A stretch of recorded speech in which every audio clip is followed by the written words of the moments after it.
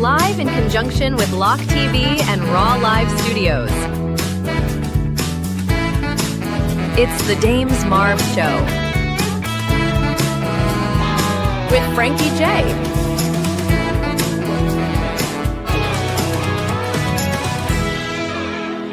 And here's your host, Dames Marvs.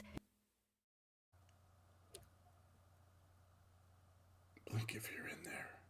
Oh, Billie Jean. This is 2 shows in a row. You flat out lied.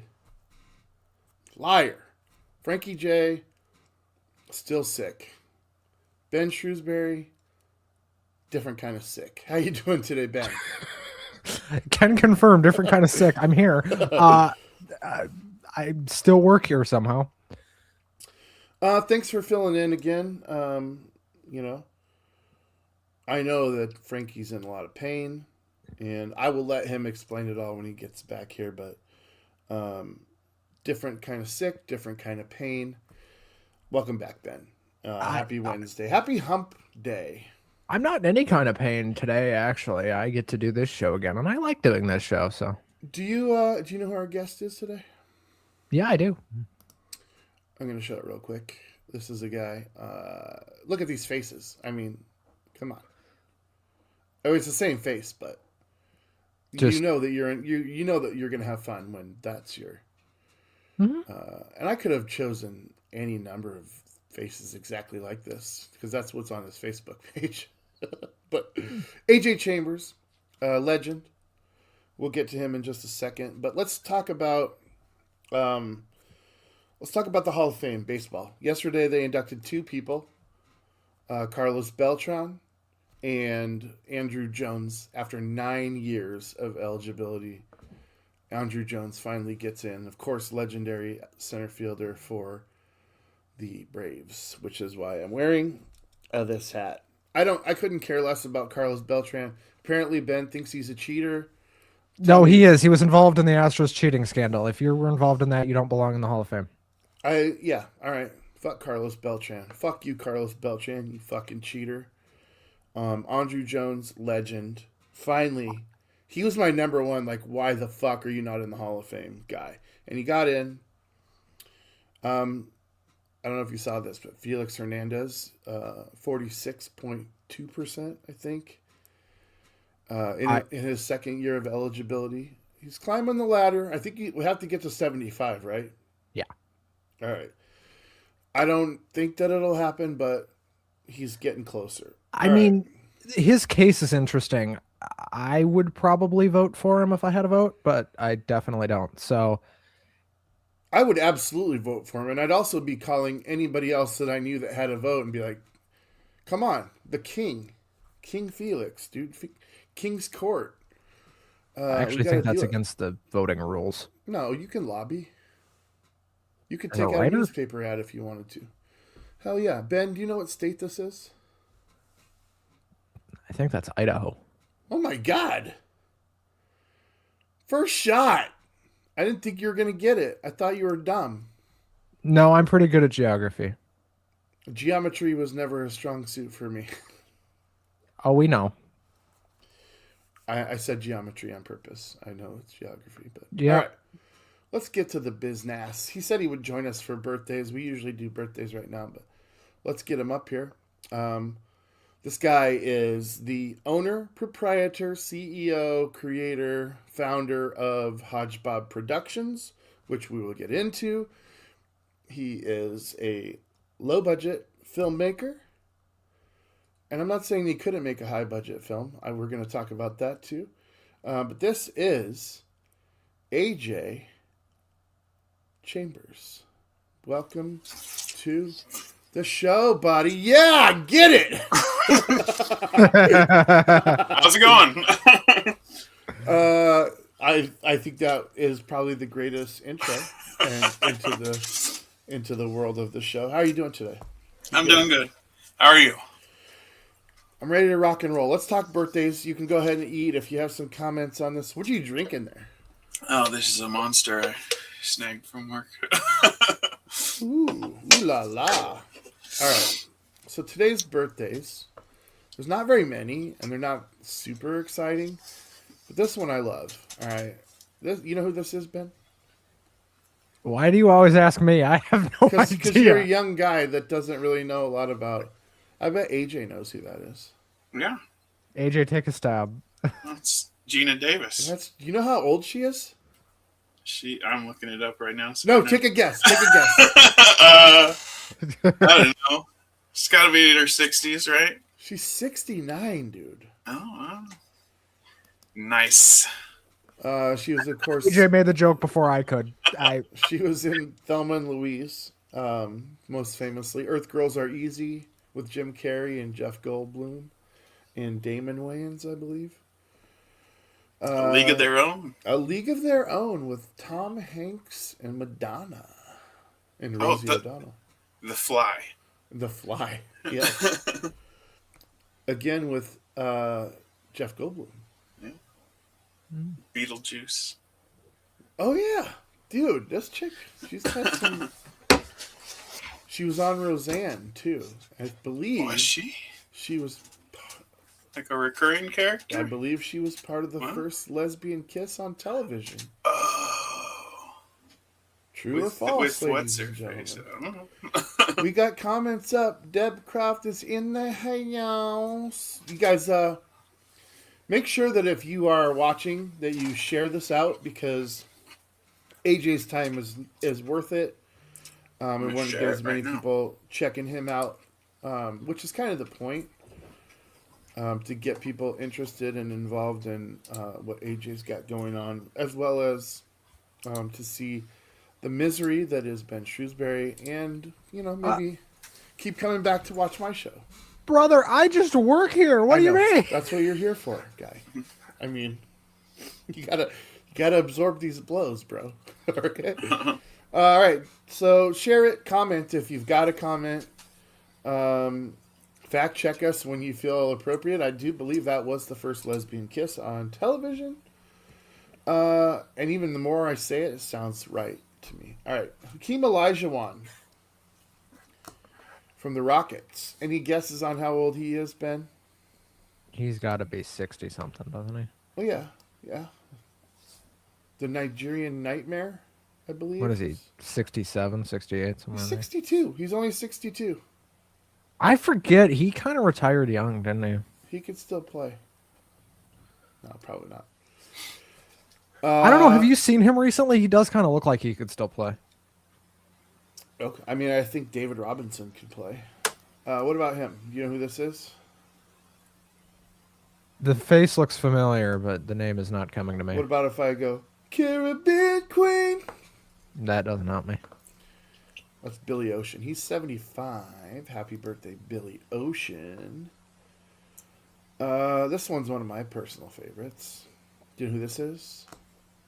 Another face that looks familiar, but I couldn't tell you who it is. Yeah, he's no longer with us. This is Paul Allen, co-founder of Microsoft. 1953, he passed away in 2018. Why do I say he's one of my favorites?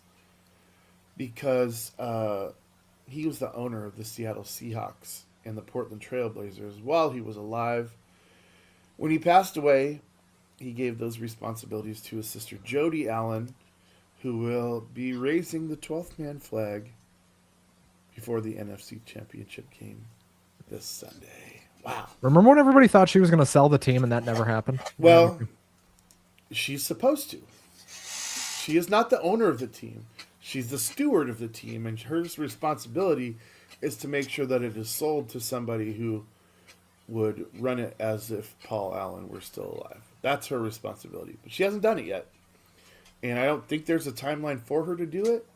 So as long as she does it during her lifetime and fulfills Paul's wishes on the kind of person that it goes to, she's in the clear. And she's made some amazing decisions like firing Pete Carroll and getting Mike McDonald, who's just been incredible. All right, we got one last birthday, and we'll get to the action. You know who this is? You're getting a lot of faces without names that I can put to them today, Damon. This is Benny Hill. Are you aware of a little thing called the Benny Hill Show? Cue the music. Yeah, I wish I could. Are you trying to get us DMCA? No, I have no clue what that is. It's basically he was a sexist pig, really. The Benny Hill show was basically scantily clad women. Who wasn't back then? Who isn't now? I mean, let's be honest. Let's be honest. I'm right here. As males, like we have to admit that we have like a built-in misogyny. I mean, it's part of our DNA, and all that we can do is really try and make sure that we are better than it most of the time. But it's there. It's there. I'm a full-on feminist, man. Well, and I'd like to believe that I am too, and I think that's how we correct those natural tendencies. Benny Hill, 1925 to 1992. He had a show called The Benny Hill Show. And like I said, it was most of it was in fast motion, like running around things. And I only watched it a handful of times, but I was like, I could love this. I could really love this show. Hey, there's Frankie. Hey, he can't talk in real life, but he can type with his fingers. Frankie Welcome. says he loves pink, which He we already knew that. Well, we need to mention it in every show, right? That's part of the whole deal. All right, AJ, let's part get of- to business.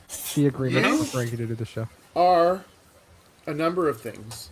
You wear a lot of hats in what you do, but before we get to all of that, I want to know about your family life. Is that cool? Okay, sure. You are married. Yes. How long are you married for? This is. Hang on, let me think. Uh-oh. We just did. She's watching. I know. I think we just did. Is it 13 or 14 years? Wow. But yeah, we got married on 11/11/11. And how old are you? I am 41, about to be 42. So you guys are going to hit like the 70-year mark, the 70-year anniversary. That's awesome. Yeah. That's awesome, dude. And you got children. Yep. 2. Both like preteen girls. Well, technically one's a teen now. I got a 13-year-old and a 12-year-old. And what do they think of what you do? I mean, some of the subject matter is not for children, so it's like Nonsense. They know they know what I do, but they don't watch it, and it's just kind of like they know that it's inappropriate, so they don't talk about it. So, What, you mean Orgy of the Dead is not child appropriate? Or perhaps it's fantastic sequel, Orgy of the Dead 2? Orgy of the Dead is a 1965 cult classic, man. Ed Wood. And we will talk a lot about that because it's definitely on the list of things. So, okay. They never asked to be in any of your movies? Oh, they have been in them. Well, the first thing that we did with them was during the pandemic. I had just got my new cinema camera. I wanted to shoot something, and we couldn't do anything. So I was like, okay, the 4 of us are making a movie. So we made a short film, and that's on YouTube right now. It's won a couple awards. It's called Dad Made Eggs. And basically, my dad had brought over this big old goose egg, and in the short film, I lay the goose egg. I squeeze it out. It's all slimy. I crack it open, cook it up, feed it to their kids. So, where do ideas like this come from, sir? I don't know. Are you? I mean, I feel like you're Stephen King without a conscience sometimes. Is that fair? Sure. Am I being too harsh? It's just a lot of pop culture running through my brain, Do you ever? This is not on my list of questions, but do you ever come up with an idea and just be like, "Oh man, I can't. I just can't." No, because I can. That's the great thing about being independent. You can do whatever you want. Man. If somebody has a problem with it. I love the unapologetic nature of what and how you do. Do you ever worry about people being on board to help? No, everybody wants to help. I mean, I've had to turn down people because there's so many people that want to be a part of it, you know? So here we have a guy who comes up with ideas, and he's unapologetic for whatever's in these ideas, and he has to turn people away because there's so much help ready and available for him. That is, I don't know that everyone has your story, sir. Speaking of your story, your name is A.J. Chambers. Andrew what? Joseph. Andrew Joseph Chambers. And that is the same name, A.J. Chambers, as a porn star. Yes. And you're aware of this. Well, that's when I signed up on IMDb. I was going to put AJ Chambers because that's what I go by. But I wanted to be the one and only, and some porn star has my name. That's not his name. That's your porn name. That's my real name, man. So Do we know if he's a successful porn star under that name, or I perhaps don't think so, because I mean he may have been, but I don't think anything new has popped up in there. So That's hilarious. Just some Nice pun. retired, just some retired, washed up porn star stole your name on IMDb. Yeah. That's fantastic. And now, so I had to, and I was thinking about it today. Like, I used my legal name, and I should have come up with a fun stage name, and I could have just done AJ spelled out, like AYE and JAY. Oh. That would have been great.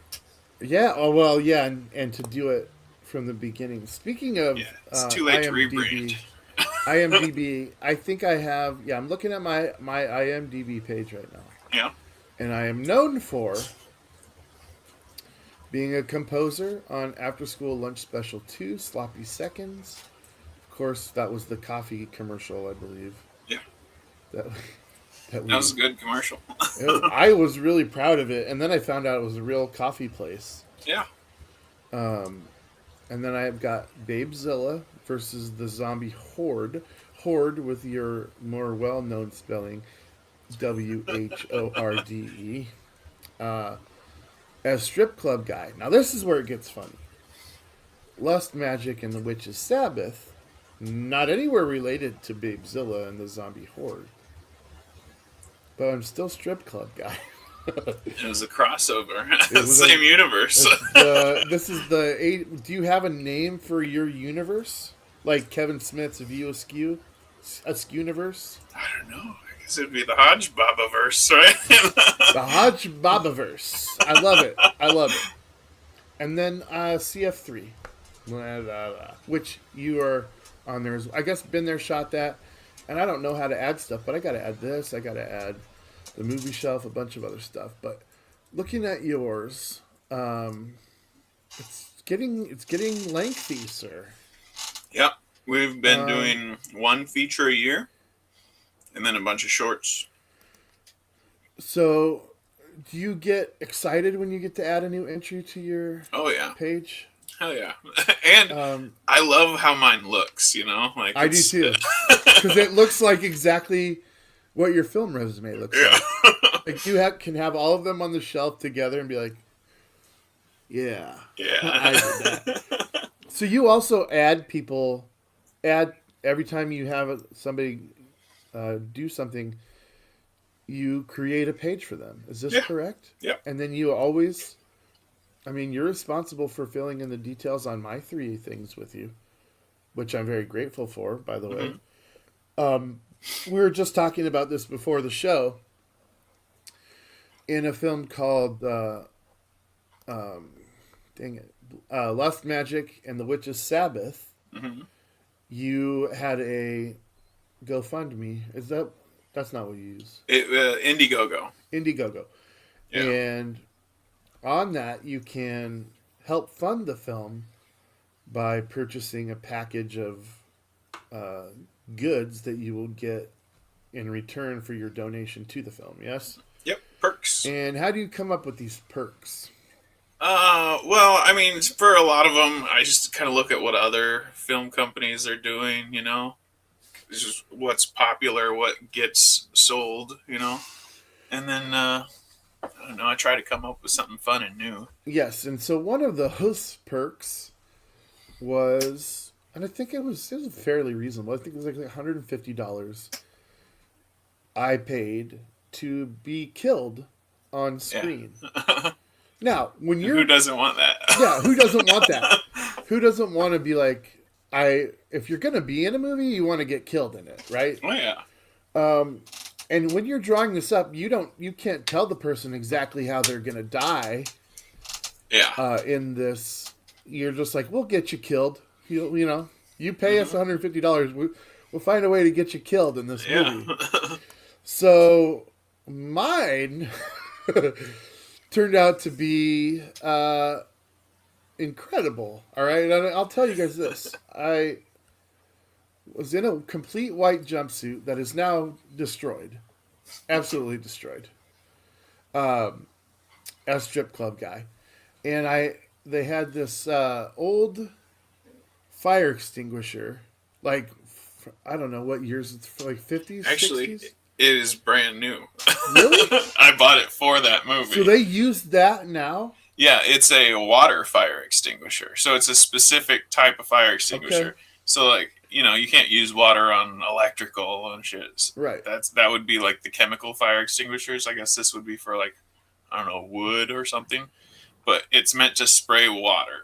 Okay. So these guys fill it, and that's gallons, I'm assuming, Oh yeah. with fake blood, and they rig it through my shirt. And here's what I've got, ladies and gentlemen. I've got a naked woman with her breasts on the back of my head. And she's a gorgeous woman, let's be honest. What's her name? God, don't put me on the spot with names. I'm on the spot with names. Anyway, then in front of me, I've got a completely naked woman. Yes. Morgan. Millum now, or yeah. Yeah, okay. And the girl behind slits my throat. They activate this, 5-gallon thing of blood, and my neck blood squirts out onto the fully naked woman standing right in front of me. Completely covers her from head to toe. I mean, for like 40 seconds. Yeah. I want to know where the idea for this scene came from, because this sounds both genius and insane at the same time. Well, and it's there you go. it's a witch's Sabbath, so they needed a Well, I wanted to put a sacrifice to make it. So little did I know that when I was paying this $150 just to kind of help my buddy and be like in the movie, that I was going to get this just one of the coolest things that I can ever recall happening to me. Because I'm sitting there like, trying to act like I'm dying, and there's a naked woman in front of me getting splashed with water that looks like blood, and it's in the middle of the night, really. I think it was like 2 or 3 in the morning when this is happening in the woods, and I'm like, life doesn't get any better than this, folks. well, that's when the best filmmaking is done. Is at 2 or 3 in the morning in the middle of nowhere. The witching hour, if you will. Hours. I remembered who it was. It was Jessica. Jessica. Yeah. She's absolutely gorgeous woman. Yeah, she cut your throat. And it was a real knife. It was, but it was dulled. Doesn't make me feel any better. I was still like, It could only hurt you if she fell and stabbed you. So, anyway. Well, you were in the woods. Anything was possible there. Yeah. The short end of this long story is always buy the perks, okay? Buy the perks that put you in the film. There are other perks that put your name on things, but even if you're not somebody that wants to be on film, it's just the coolest thing to be able to own a movie that you're like, I was in this, and I have it. It's right on the shelf back there. And it's streaming. It's streaming. Where can we see it? Can watch it. Where can people see? This I can never, because it changes all the time. It was on. What was it on? I mean, if you just search for the title on like a Roku or something, it'll pop up. Yeah, and I'm gonna get it. And I don't really get updates most of the times from the distributors, so it just moves Well, around. how do you know what? How do you know? And maybe that you're like gonna be like pay. How do you Oh know what to no. get paid? Well, that comes when you get paid. You get a list of where it was and what you got from that I would company. think they would tell you as it moves around. So if you do any promotional stuff, you can say where the thing is. Yeah, see, a lot of times I just have to watch and do it myself. I That Google my seems movies a lot. that seems silly and counterproductive to me. There you go. This is It's right there. the young woman on the left of the screen Mhm. is the one that was standing right in front of me for my blood bath. Morgan Milam. And the guy that's there is the devil. That's Ari Lehman. And First he Jason. was the first Jason Voorhees. He was the little boy in the lake. The little boy in the lake, and he's made an entire life out of that. Yeah, that's One that's crazy. his band is called First Jason. First Jason. Now, you've had a number of cool people pop up like that in your films. Lloyd Kaufman. Go ahead and explain your relationship with Lloyd Kaufman and Tromaville. I see you got the Tromaville sign Yeah. behind you. How So did that come about? I mean, I've always been a Troma fan, and my very first movie, I was like, we got to get Lloyd Kaufman. You know, if we're gonna get anybody in this that has a name, it's got to be Lloyd Kaufman, president of Troma Entertainment, creator of the Toxic Avenger. So, and I mean, we had no budget at all. Like, technically, all my movies are no budget because they're usually under $10,000. But I didn't have any money, really. But I did offer it. I did pay him, but he just did a voiceover for us, so I didn't have to fly him out. You know. Mitch. Yes, he was Mitch, the giant tapeworm. Comes out of a guy's butt, talks him into killing people. What? It's a big puppet. That would be after school lunch special that he's talking about? 1 and 2. I believe I have that puppet around here somewhere. This is not a story I've ever heard. Please keep going. Well, do you know about Troma and all that? Troma I is think me and AJ talked about it a little bit when he was it's on my his show a film couple years ago. house that he creates all of his movies under Troma, and then he's got the Tromaville, which would be his universe, right? Mm-hmm. And then he's got what's the streaming platform? Troma Now.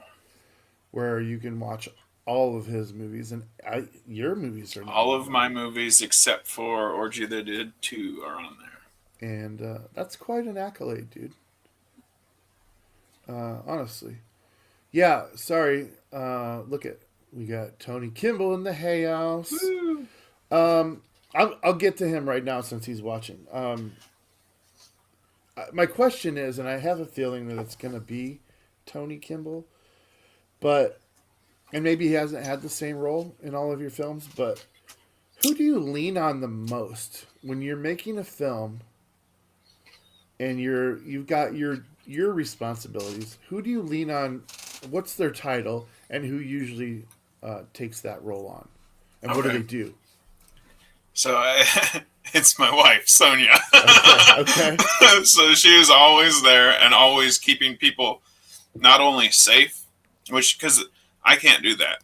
Like, I have trouble thinking about other people anyway. But when I'm busy, you know, like, I'm not thinking like, oh, are these people warm? Are they, you know, like Fed, protected, you know? Like, are these naked ladies, do they need covered up in between takes, you know? But yeah, Sonia's always there to do that, and she's always keeping the production moving too. That's you awesome. know, she's there to work. She's a hero. Yeah, we call her She the ain't getting stepmom. paid. No. AJ, halfway joking question. How many movies do you think have been saved by Sonia just merely being there? I don't know. Well, I mean, it depends on what, because she puts out fires before they start. So, So you have no way of knowing. yeah. there could have been 7 fires that you never knew about that Yes. were just extinguished before you even had a chance to worry about it. That's right. All right. So, yes, somebody's getting love in the chat. And I just want to, for everybody that's just realizing that Frankie isn't there today, and then doing the, oh my God face, he's dealing with some illness. And hopefully he'll be back Friday, and I'll let him explain everything. It's not really my place to violate his HIPAA. Yeah, we're not gonna violate HIPAA on But this show. We violate he just about everything else except HIPAA, but not, is not HIPAA. alive. He's in the chat. He's just not. He can't talk right now. That's what it comes down to. Yes, and Deb says you got yourself a good one, AJ. She is. Oh, great. yeah. She really is great. Anyone that's worked with her would probably say the same thing. What got you started in? I mean, obviously we all grew up watching movies, and Yeah. everyone has a dream at some point. Hey, Always been a fan of movies like this, like the low budget, the sleaze, the monsters, and just most of the stupid shit we watched in the 80s and 90s, so I always tell this is pretty much how it came to be, because I would always thought, like, if I had the time, if I had the money, I'd make movies. And then one day I was watching Troll 2. And I was like, you know what? I don't need time or money. I can do this. We can do this on the weekend, Yeah. If you need further confirmation that you don't need time or money to do it, go watch The Room with Tommy Wiseau. You'll receive further confirmation. Honestly, there was a lot of money that went into that. Yeah, too much. Too much money, yeah. Exactly. Yeah, that's a whole nother disaster. Yeah, you can't piss on hospitality. I won't allow it. I won't allow it. Anybody ever see Troll 1? Yeah. It's not as memorable. Honestly, because it's not terrible. I mean, just watch Troll 2. You don't even need one. One's a good movie, but it's not as memorable. It's definitely not as memorable. And, God, I wish I could remember the dude's name. We had him on CF3, and we talked to him, but I can't remember his damn name. The troll?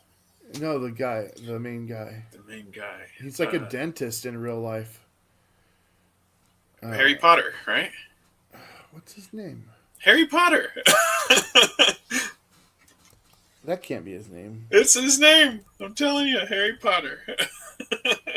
I gotta look at Troll 2 cast. Oh, Troll 2. I thought you were talking about Troll. George Hardy is his name. He's a dentist. Is that the kid? No, it's the guy that says... Oh, piss the on. dad. Okay. Yeah. He's the one that delivers the famous, you can't piss on hospitality. Okay, I've never seen this movie, but I do recognize the poster now that I Googled it. Well, yeah, I mean, it's famously bad. But it's so bad that it's good. I mean, yeah, George Hardy, thank you. I actually saw the documentary. What is it? The worst movie ever made or something like that. Documentary. And I saw that before I saw the movie. I immediately went and watched Troll 2. What's your favorite of these sleaze? You called it, and that's the perfect word for it.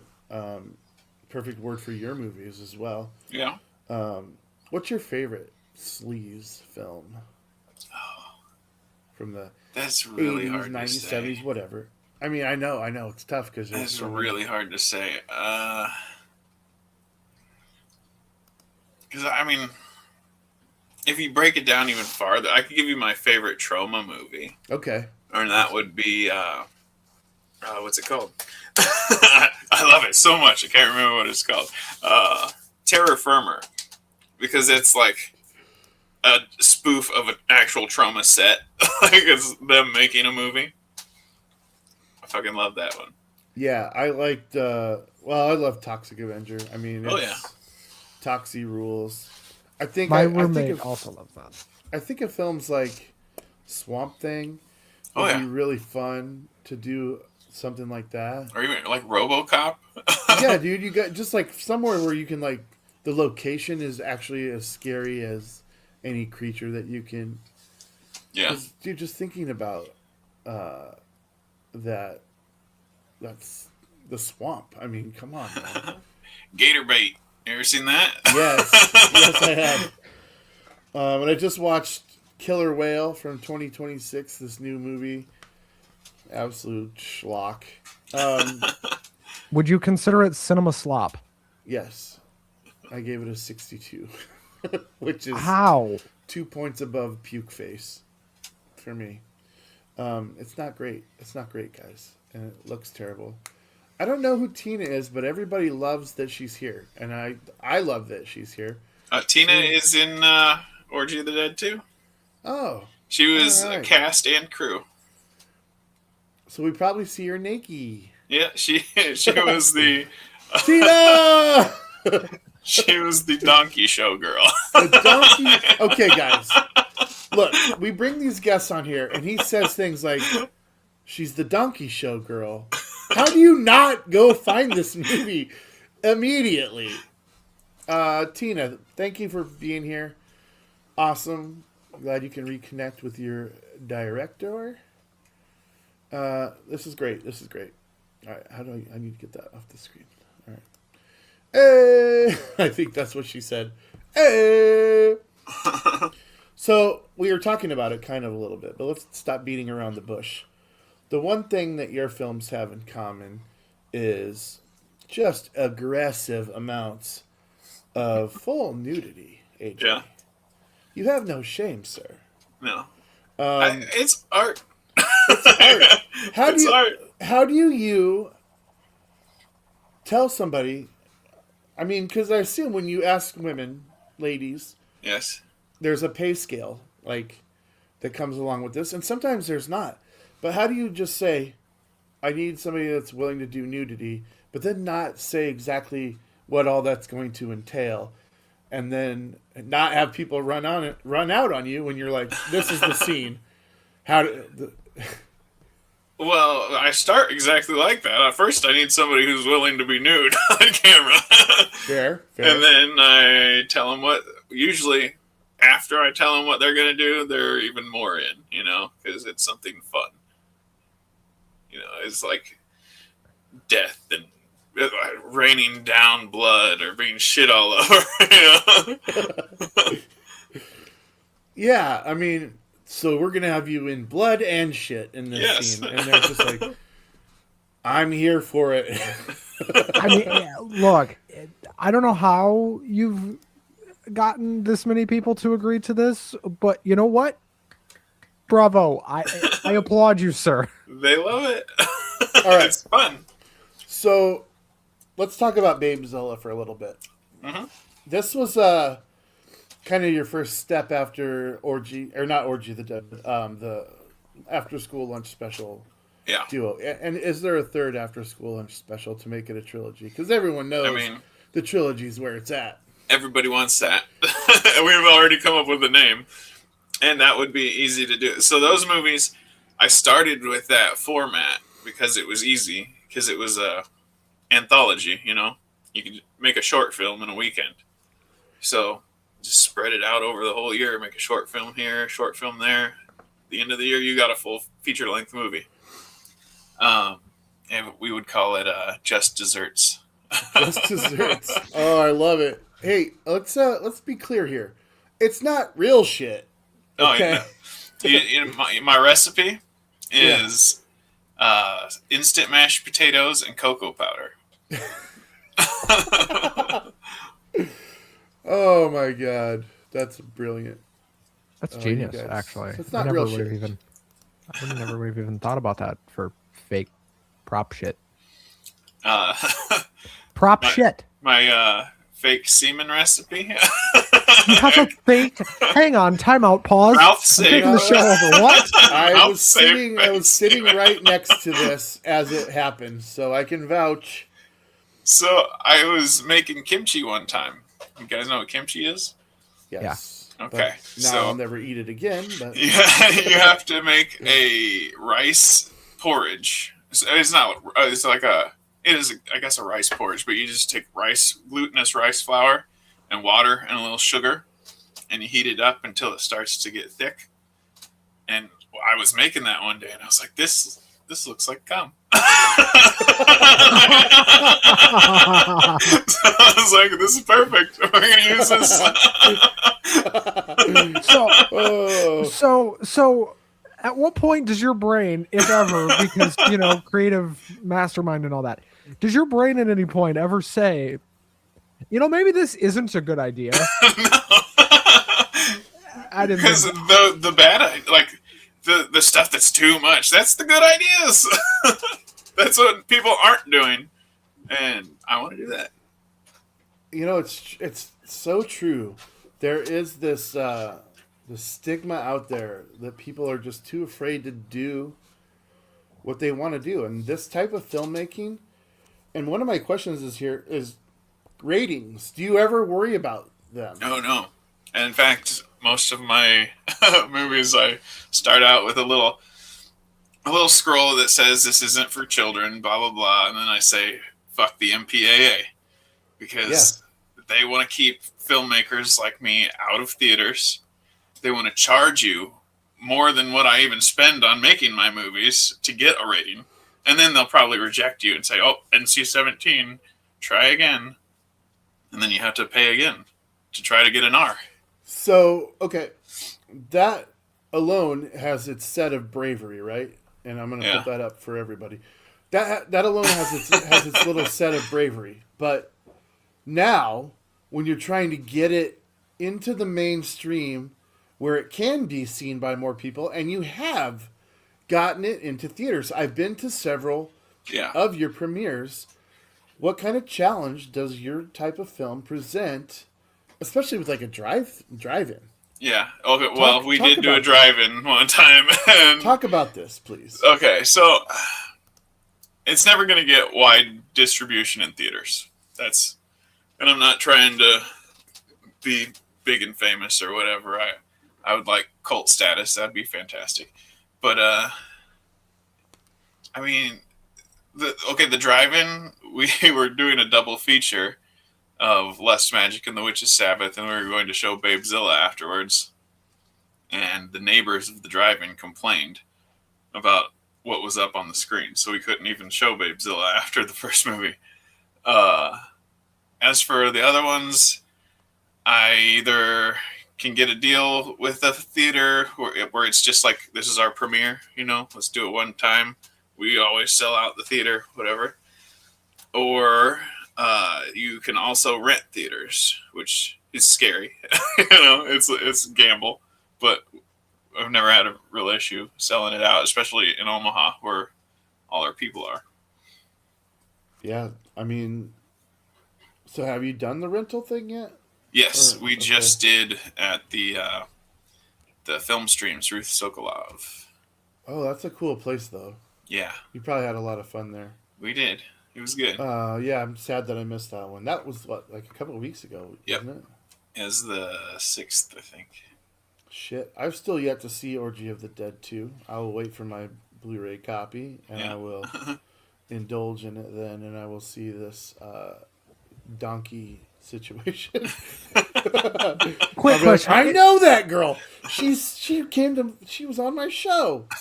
Oh, it's got to be. Hold on, Ben.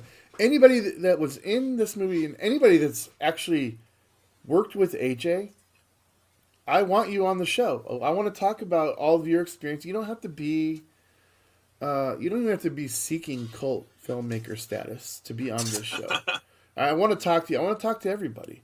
So if you're an actress, actor, producer, Tony, you got to come on this show. Mike, you got to come on the show. Lewis, all you guys are welcome to come on the show. You don't have to sit here for 3 hours with us, but we have Aaron. We have, for example, Aaron Gum coming up next yeah. week. I don't know jack shit about Aaron Gum, and I'm terrified of what that show's going to be like. So one of my questions to you, AJ, is Yeah. what should I know about Aaron Gum before he comes on here, and what should I what I do don't even know all there is to know about Aaron How Gum. could He you? has How so could he you? has his hand in so much, you know. Like he's on billboards in Omaha. Aaron fucking Gum, guys. Like, Aaron Gum, dude. hey, there he is. Gotta be on the show. Yeah, fantastic musician. His house is like a theme park. There's pinball machines all over and synthesizers. And, yeah. This just kind of sounds badass. I Yeah. mean, I've seen he's got like a bunch of pinball machines. Is that? Yeah. He drives a DeLorean. Yeah. I mean, I don't want His to DeLorean interview was- him before he's on here, but this His is gonna DeLorean be, was in one of our movies. this is going to be fascinating. I can't wait to talk to this guy. I reached out to him. I was like, "Hey, I've met you a couple times, but let's do this." And he's like, "Hell yeah, bro!" So yeah, that'll be next Wednesday, I think, a week from today. Anyway, so yeah, thank you for that. And how did you meet him? And what has he done with you?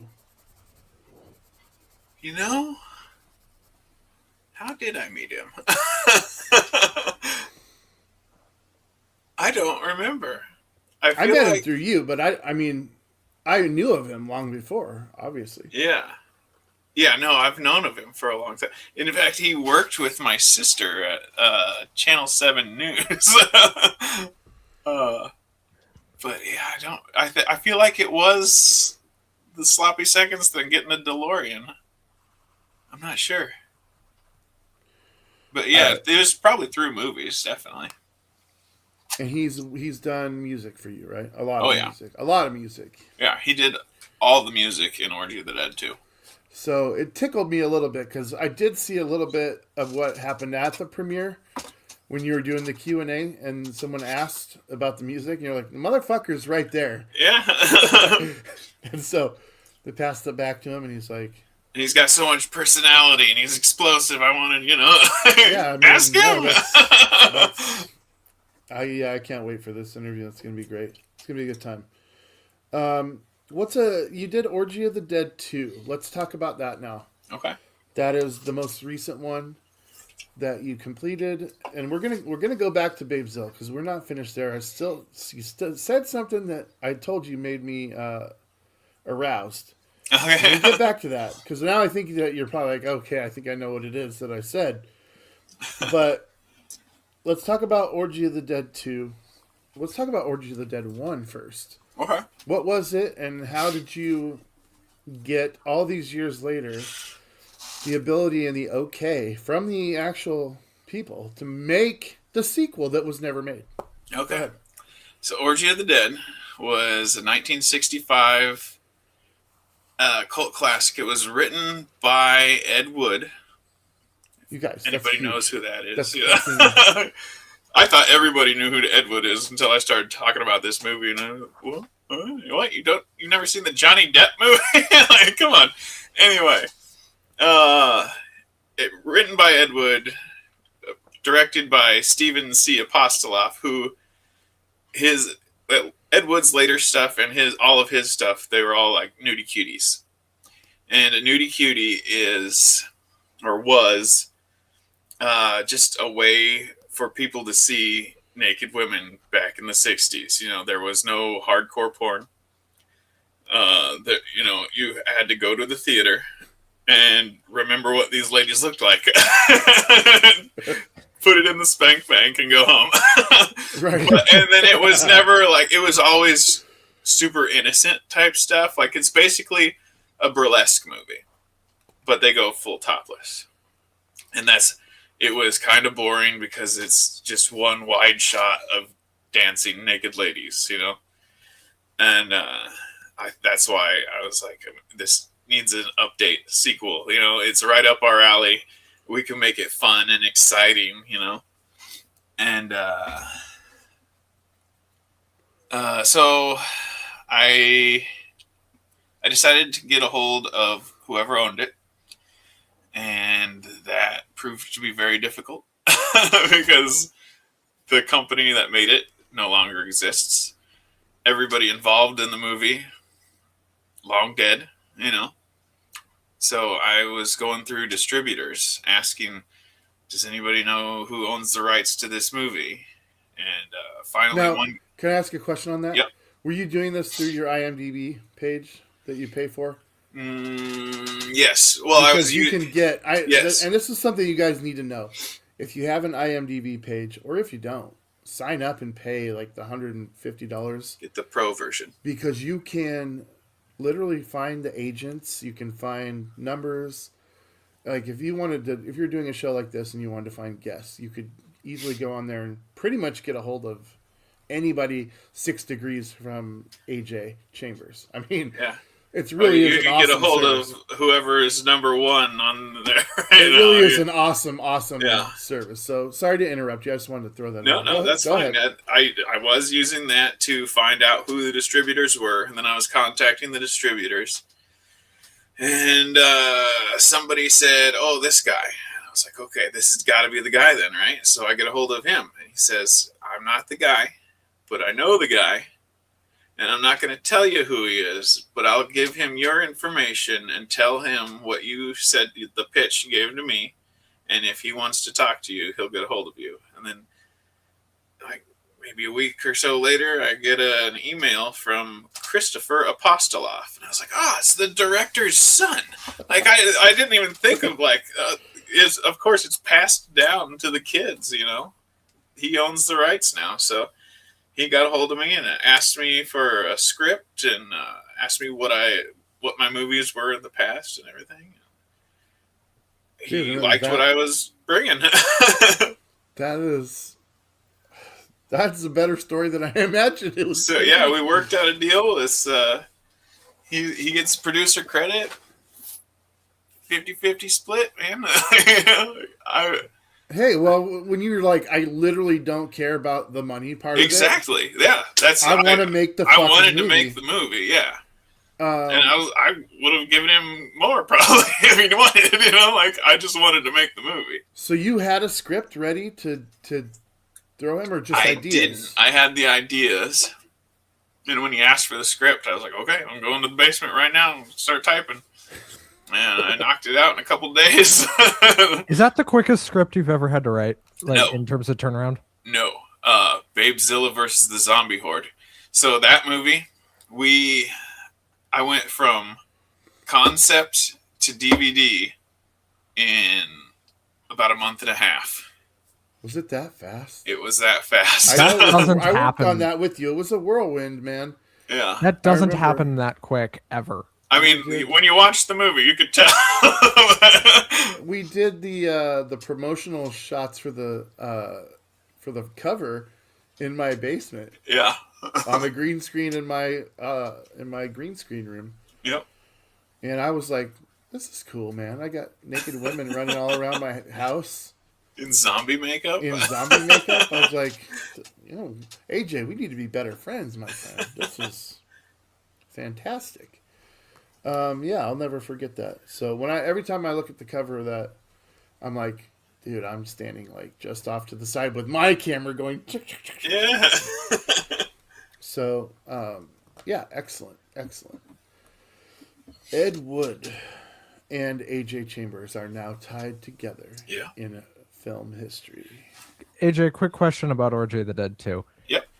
To me, this sounds really stressful, trying to get the rights to do this, trying to hunt this guy down who might as well have been a ghost to you for what I assume was most of this process. It probably felt like you were ghost hunting, and probably at one point yeah. felt like you weren't going to find this guy. Oh, definitely. At any point did you think, this isn't fucking worth it? I'm not doing this anymore. Did that cross your mind at any point? I was on a mission, man. Or were you so goddamn determined to just say, God damn it, we're gonna fucking do this Yeah, I had one way to or do another? it because I had a feeling about it. Like, if there's anything that we can get, I felt like it's gonna be this movie, you know.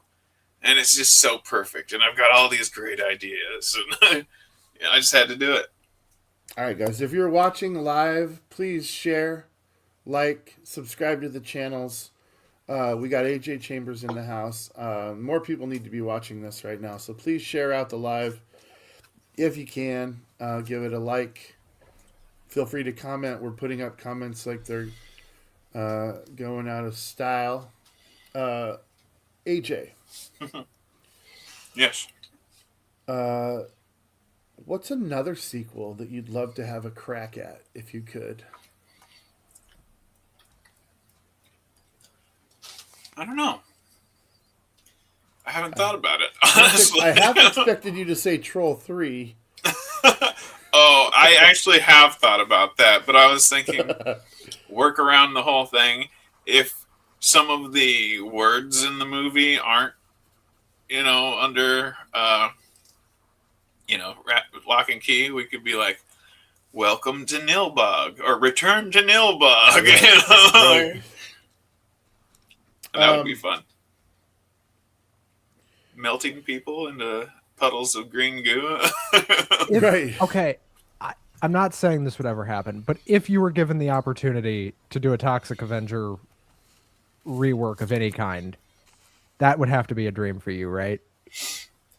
Yes. If they just came to you and said, you can do it however the fuck you want, we don't care.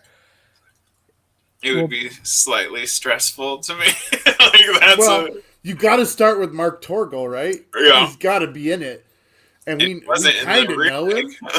We kind of know him a little bit. Yeah. Mark definitely knows me.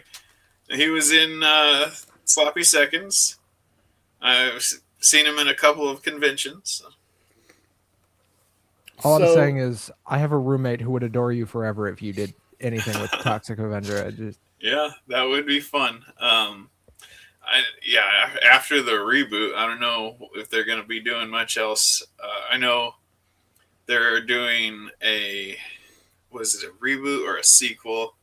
I'm not sure, but they're bringing back Sergeant Kabuki Man, NYPD. What did you think? What did you think of the reboot? It's too Hollywood. It's too Hollywood. It was.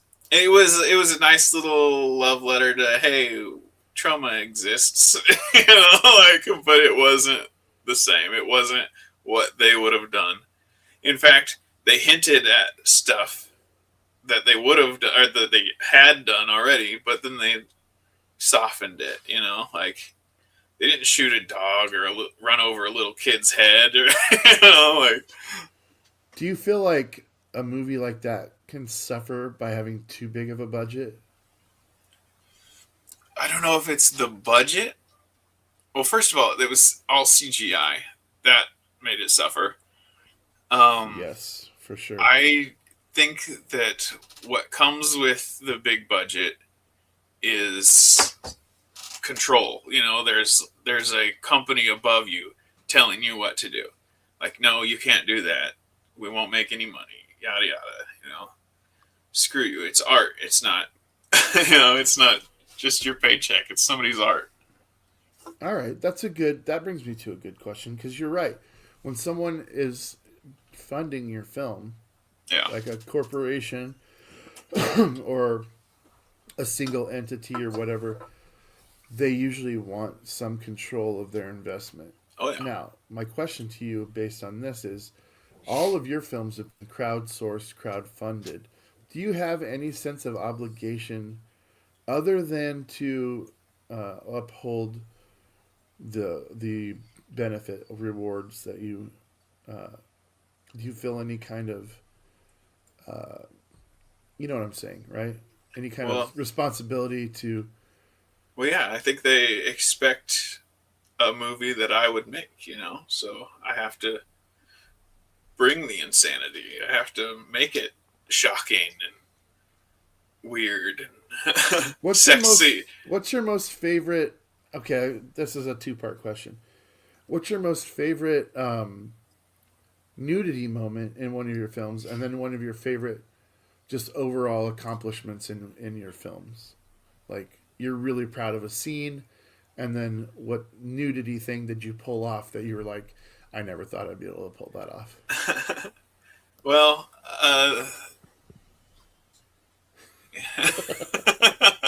So the nudity thing. Let's see. Well, there's a couple that I'd have to All right. mention. I like it. I like it. The super queef cannon from Babezilla. Like, have you I ever was seen on somebody set shoot for a- that. I was on set for that. Have you ever seen somebody shoot a laser out of there?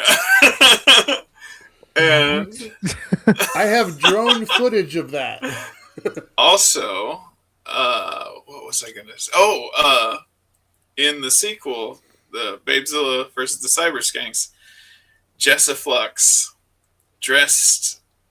not dressed, but in the Fu Manchu, what's his name? Pai Mei, looking Pai like Pai Mei with the long white Fu Manchu and then the long white bush to match. Yeah. Like, that was fucking Whose fantastic. idea? Was that your idea? Yes.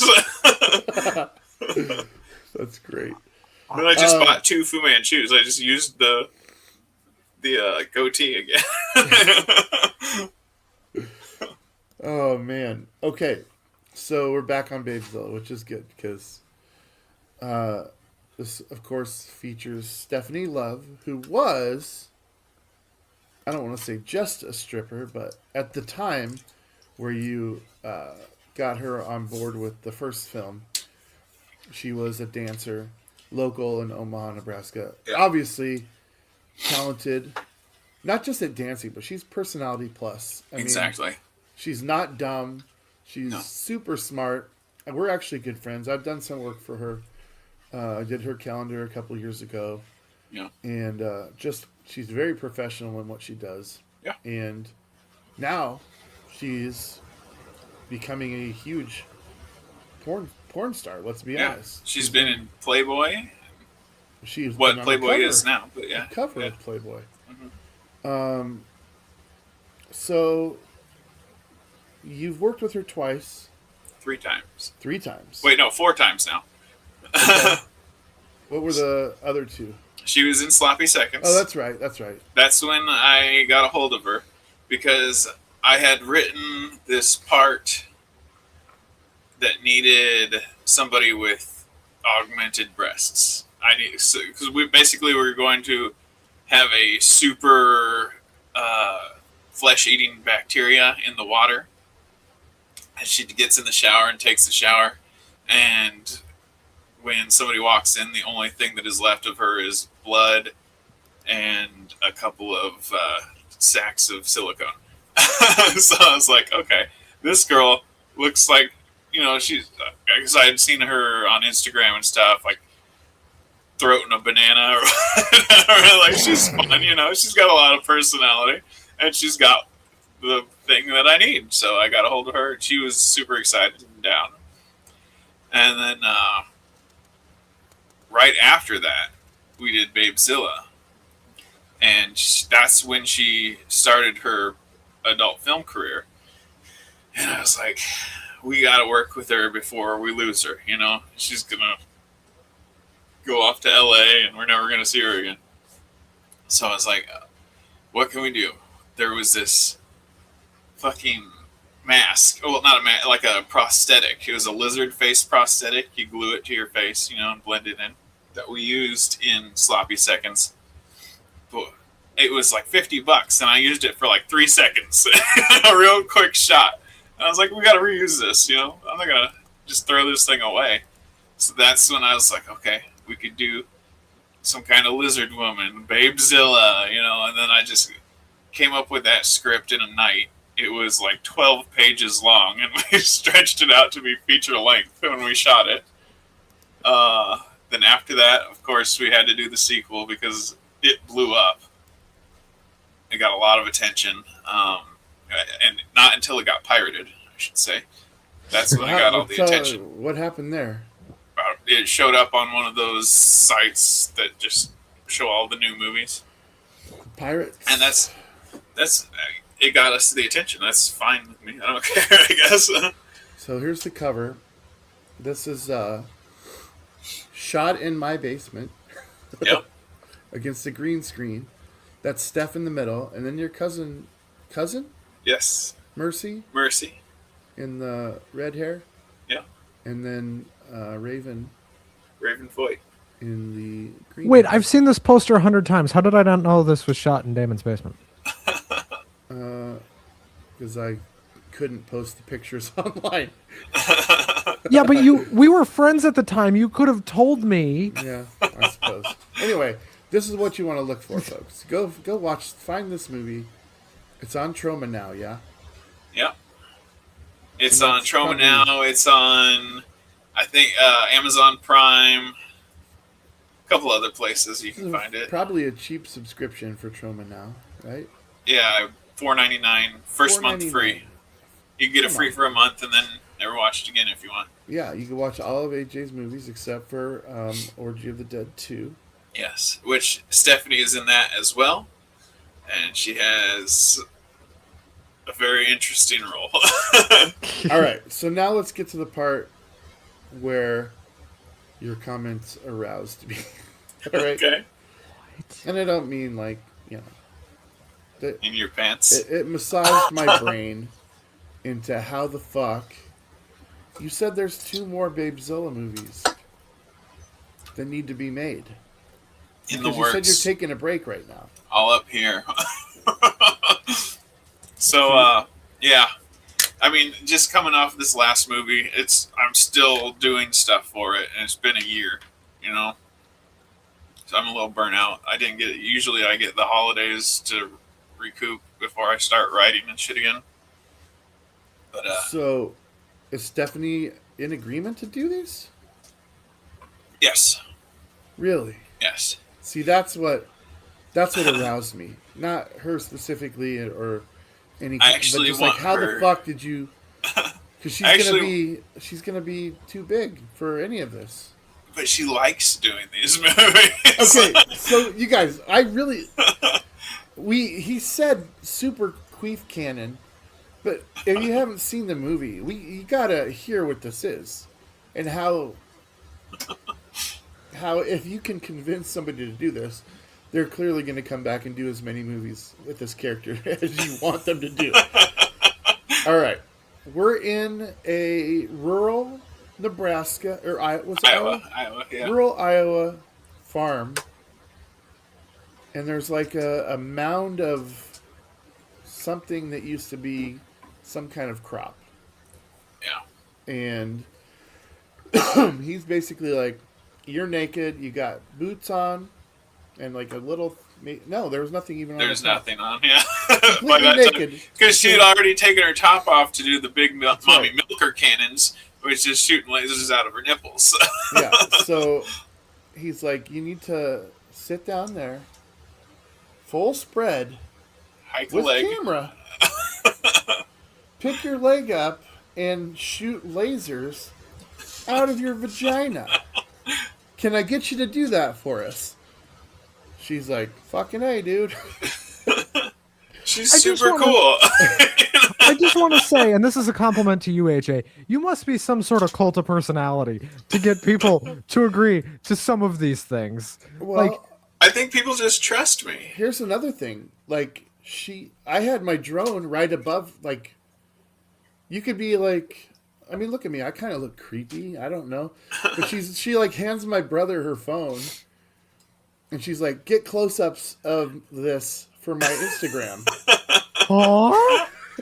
And my brother's just like, okay. Absolute goat. And here's the thing. This is the thing, AJ. I reached out to her because we're friends, right? I've worked with her. And I said, you know, hey, I got this new show. I'd like you to be on it. And she's like, you got to give me the information. I got to give it to my PR person or whatever, my publicist, and they have to approve it.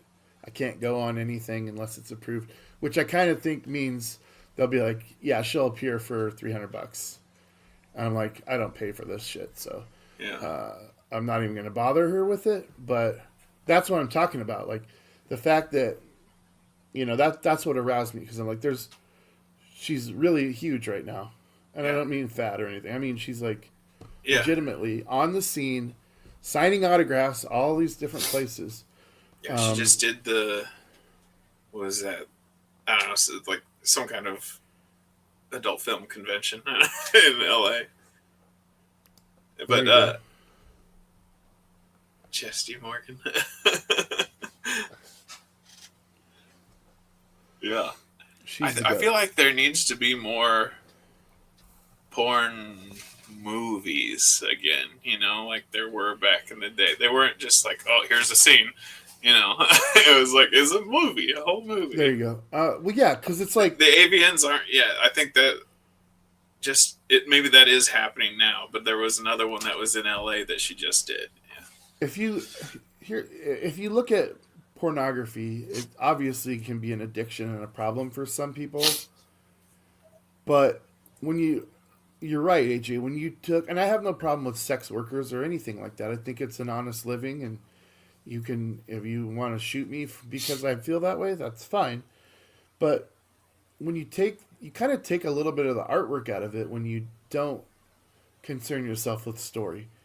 Yeah. And I think one of my favorite lines is from Superbad when he's like, "I'm sorry, Evan, that the Coen brothers don't direct the porn that I watch." But that would be awesome. Like a little production value. Yeah, I mean that's what. Have you ever considered this? Yeah. I mean, people accuse me of it anyway, so why not?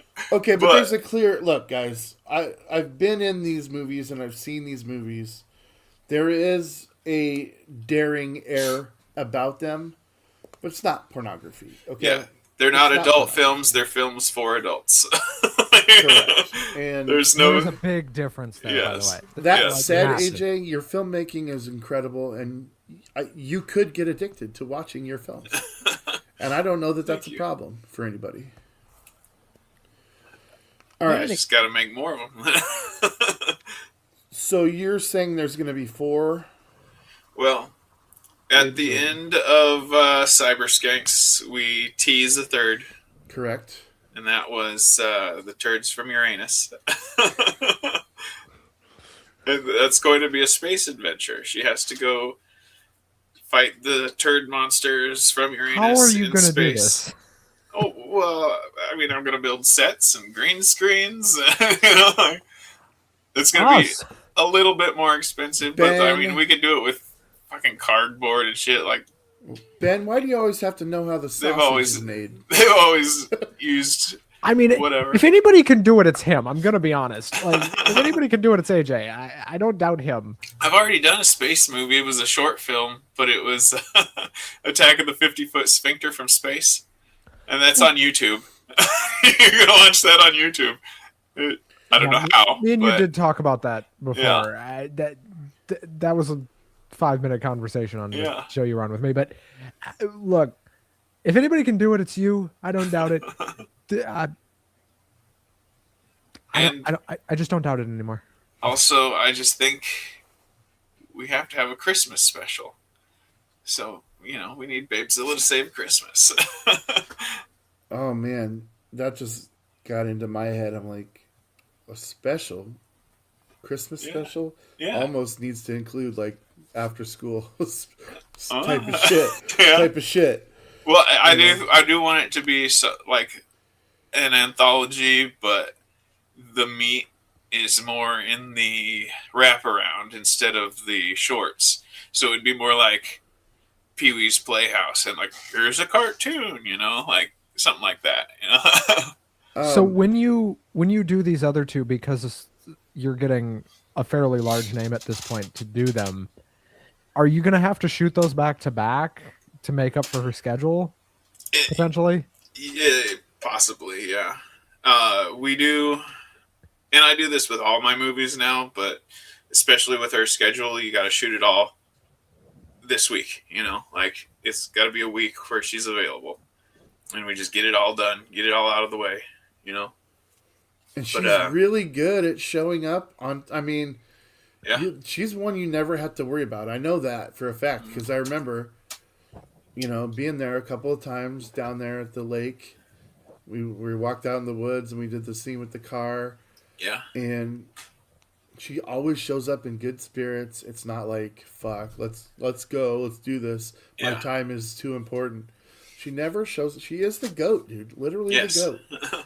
And I always make it a point, like, let's keep her happy. I always want to treat Stephanie like a princess because she's got what we need.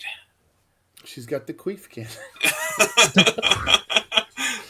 Are you going to revisit that in future as one of her tactics? Oh yeah, I mean You have to.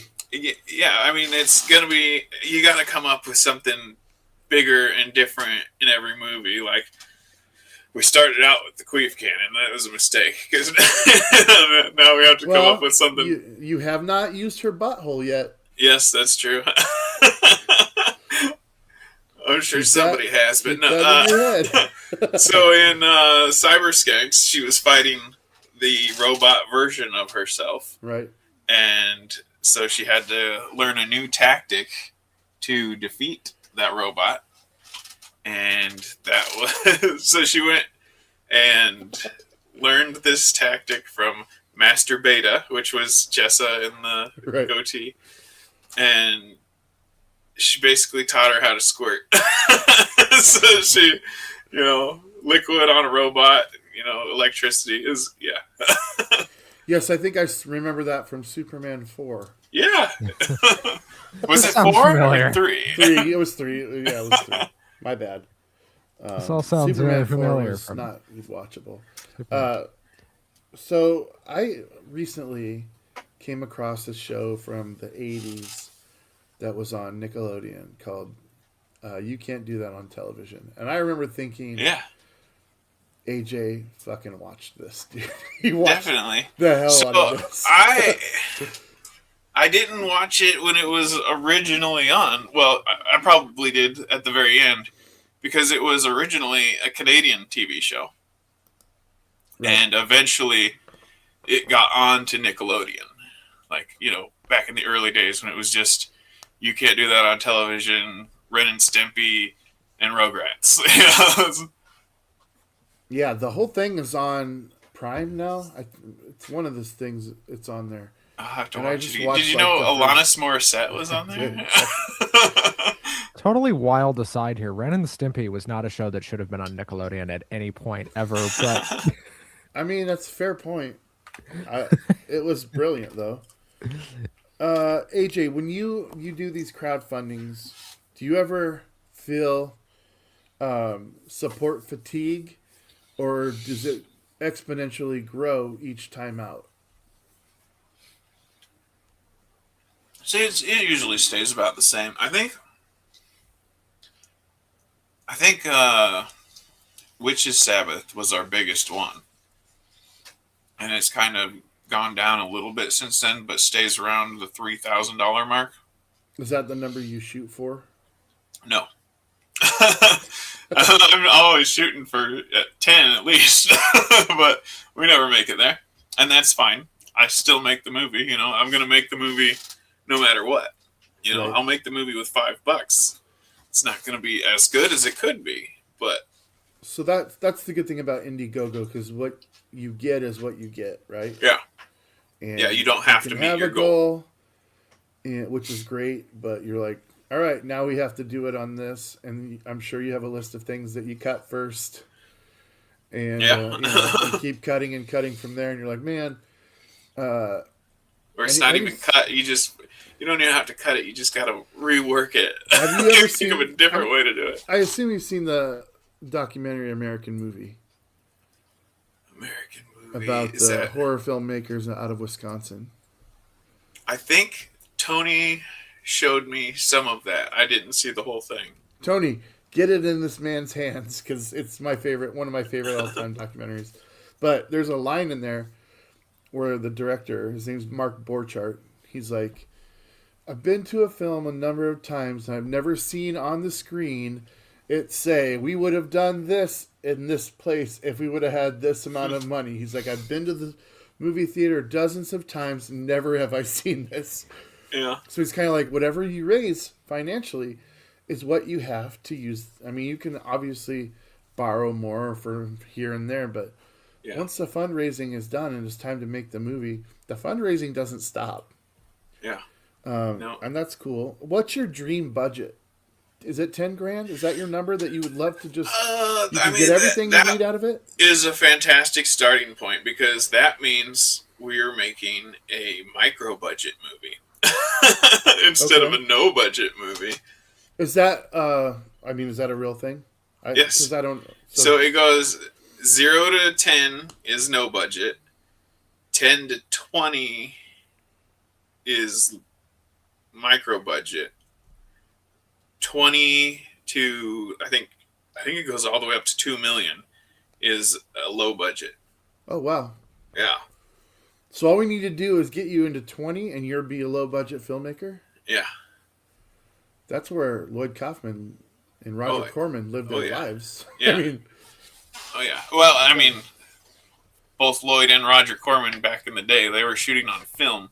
So. Oh yeah, so that's half their budget. Yeah.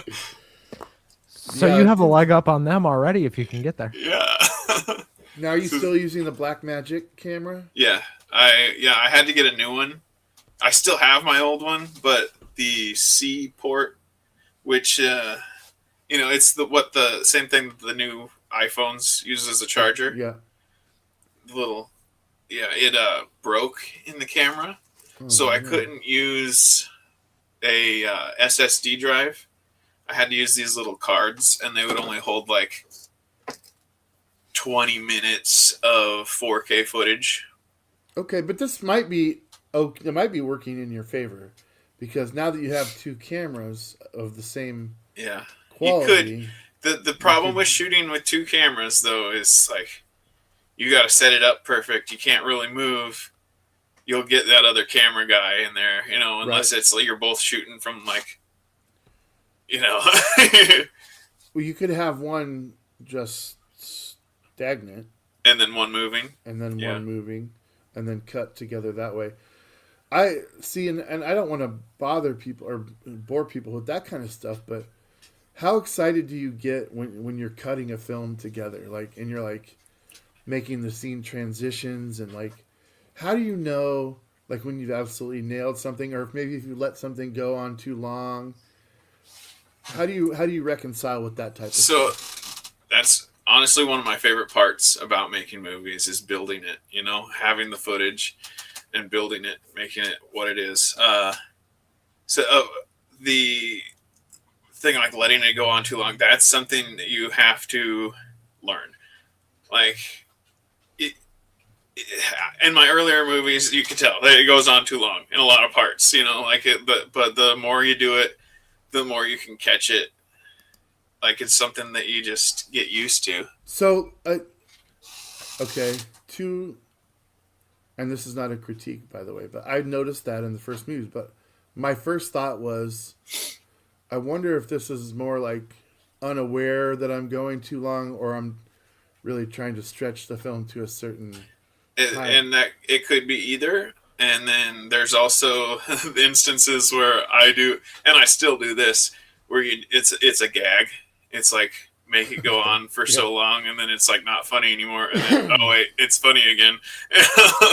Like, that's something, and I'm sure I'll still use that. But yeah, totally. In the first movie, second movie, I was unaware that it was too long until like you rewatch it much later, with fresh eyes, and you're like, oh man, I wish I would have cut that a little tighter. What's the thing you've learned the most from the first after school lunch special to Orgy of the Dead 2 now being your last completed? What's something that you're like, I learned that, and other than what we just discussed? Good, thanks. She's offering me more food. I'll take it. Sonia, everybody. Something that I've learned. I don't know. That's a tough one. 'Cause, I mean, I've learned so much, and I think it's just little things along the way. There's not like one. I mean, I've learned to be more aware of the people that I'm working with. And sometimes, like, if you, because you can kind of tell like somebody is going to come back with issues, you know, and that's just from the first movie. I learned that right away. So being a director, you have to be in pretty much with a cast of people that can be up, cast and crew that can be up to like 20, 30 people on location. How do you manage the chaos of that, knowing that sometimes, you know, all these different people are having different experience than what you're having? Not everybody's having the exact same experience. And if somebody's maybe having an experience that they're like questioning if they want to come back or not, and you may not know this as it's happening, how do you manage that chaos? And what do you say to people when you're like, when they're like, dude, I don't want to do this anymore. Like, this is not cool, man. You know? Or have you had anything like that? Peace. Yeah. Because, I mean, I want people who want to do it on set, you know? Like, if you're not really into it, then don't show up. Because, I mean, sometimes it gets hard. Sometimes it gets stressful. Sometimes it gets hot. Sometimes it gets boring, you know? Like, there's a lot of waiting around. I mean, I think most people really enjoy doing it. Like, because even if it is boring or whatever, during the shoot, you know, you get to see afterwards the finished product, and it makes you like, oh, that was so much fun, really. Like, I got to be part of that. Yeah, it's like I was part of that, and like it might have been uncomfortable out in the woods in like 90-degree heat. Yeah. And I did it, but now that it's done, like I was pissed then, but like now that it's done, I'm like, that was totally worth it. Yeah. And as for like keeping things focused, like that's difficult, you know, because people want to get chatty. They want to hang out like it's a, you know, they want to get into party mode, and it's not a party. We need to focus. We're working here. If we don't stay focused, the movie won't get done, and that's the biggest issue. Like, the movie has to finish. Because you film everything in what, 3 or 4 days usually? Yeah, usually, unless it's like an anthology movie, because then we could shoot like, oh, this whole thing here, then another one this other weekend or whatever. But yeah, usually it's like real strict pre-production. We get everything. Like I usually like color code the script, so we got to shoot all this in one day. We got to shoot all this in this day. Like, we're going to be at this location, so everything that we shoot that's in this location has to be done on this day, even if it's throughout the movie. It takes a lot of planning. Yeah, I'm going to put this up here on the screen because I experienced this. And I know that was a lot of makeup. You don't ever want to shit on the people that have worked with you, but I remember sitting there going, am I ever going to die? Like, I think my screen call that night was 7 p.m. When did you get done? Like 2 something? 3, like I think it was 3:15. I didn't leave the scene until 6 that morning. So I was there a full 12 hours. But again, that was me, like, you know, no one told me this is the time that you're going to die. I knew it was going to be nighttime, and it wasn't even nighttime when I got there. So, and it is hard to nail down times, you know, because things happen. Well, yeah, and I think I got to the location at like 6:30, and you guys were still filming somewhere else in Council Bluffs and didn't even get until 8 or 9. See, that's another thing. Like, if you're filming in multiple locations, like, you never really know when that's going to get done. Same thing happened in the second Babezilla. I had it all planned out to where we would shoot in the morning, finish, have a good hour and a half or 2 hour break, and then film the second part of the day. And it just ran right into each other. And my battery was running out on the camera. I had to charge the battery. I had to dump the footage. Since then, I've gotten, like I said, another camera where I could have more footage and a second battery. You know, like, that's just things you learn along the way. This is the chaos I was telling you guys about. And those batteries for those cinematic cameras you have, they're not cheap. So going out and buying another battery is not just something you can do. What you Is it- can do it, but it's not something you just do. For my camera, it's a couple $100 for a 3-hour battery. Yeah. So does the biggest challenge come from the people or trying to capture what you're trying to capture? So see, that's like sometimes it gets sacrificed, like if we're running out on time or whatever, we just capture whatever we can. Like that's one of the things that would come with a bigger budget. Like, okay, we have plenty of time because we have plenty of money. Now we can do 30 takes instead of like 1 or 2 takes. Like if I'm running short on time, as long as we can get the lines somewhat close, I'm good. Let's move on. We got. Do you ever think about like Stanley Kubrick was infamous for doing 70, 80 takes of a scene. Now, obviously, that's crazy to be able to cut together the same movie no less than 50 or 60 times with different shots. Yeah. For each of it. I mean, do you ever get jealous of that type of situation where you're like, man, I could really put together like exactly what I want, because I know that you're not getting exactly what you want with these films. I mean, and it's not not an indictment on the film itself. It's just the way that you have to roll. You have to make those nature of the beast. you have to make those compromises to get it done. Yeah. Do you ever hate that? Do you ever feel?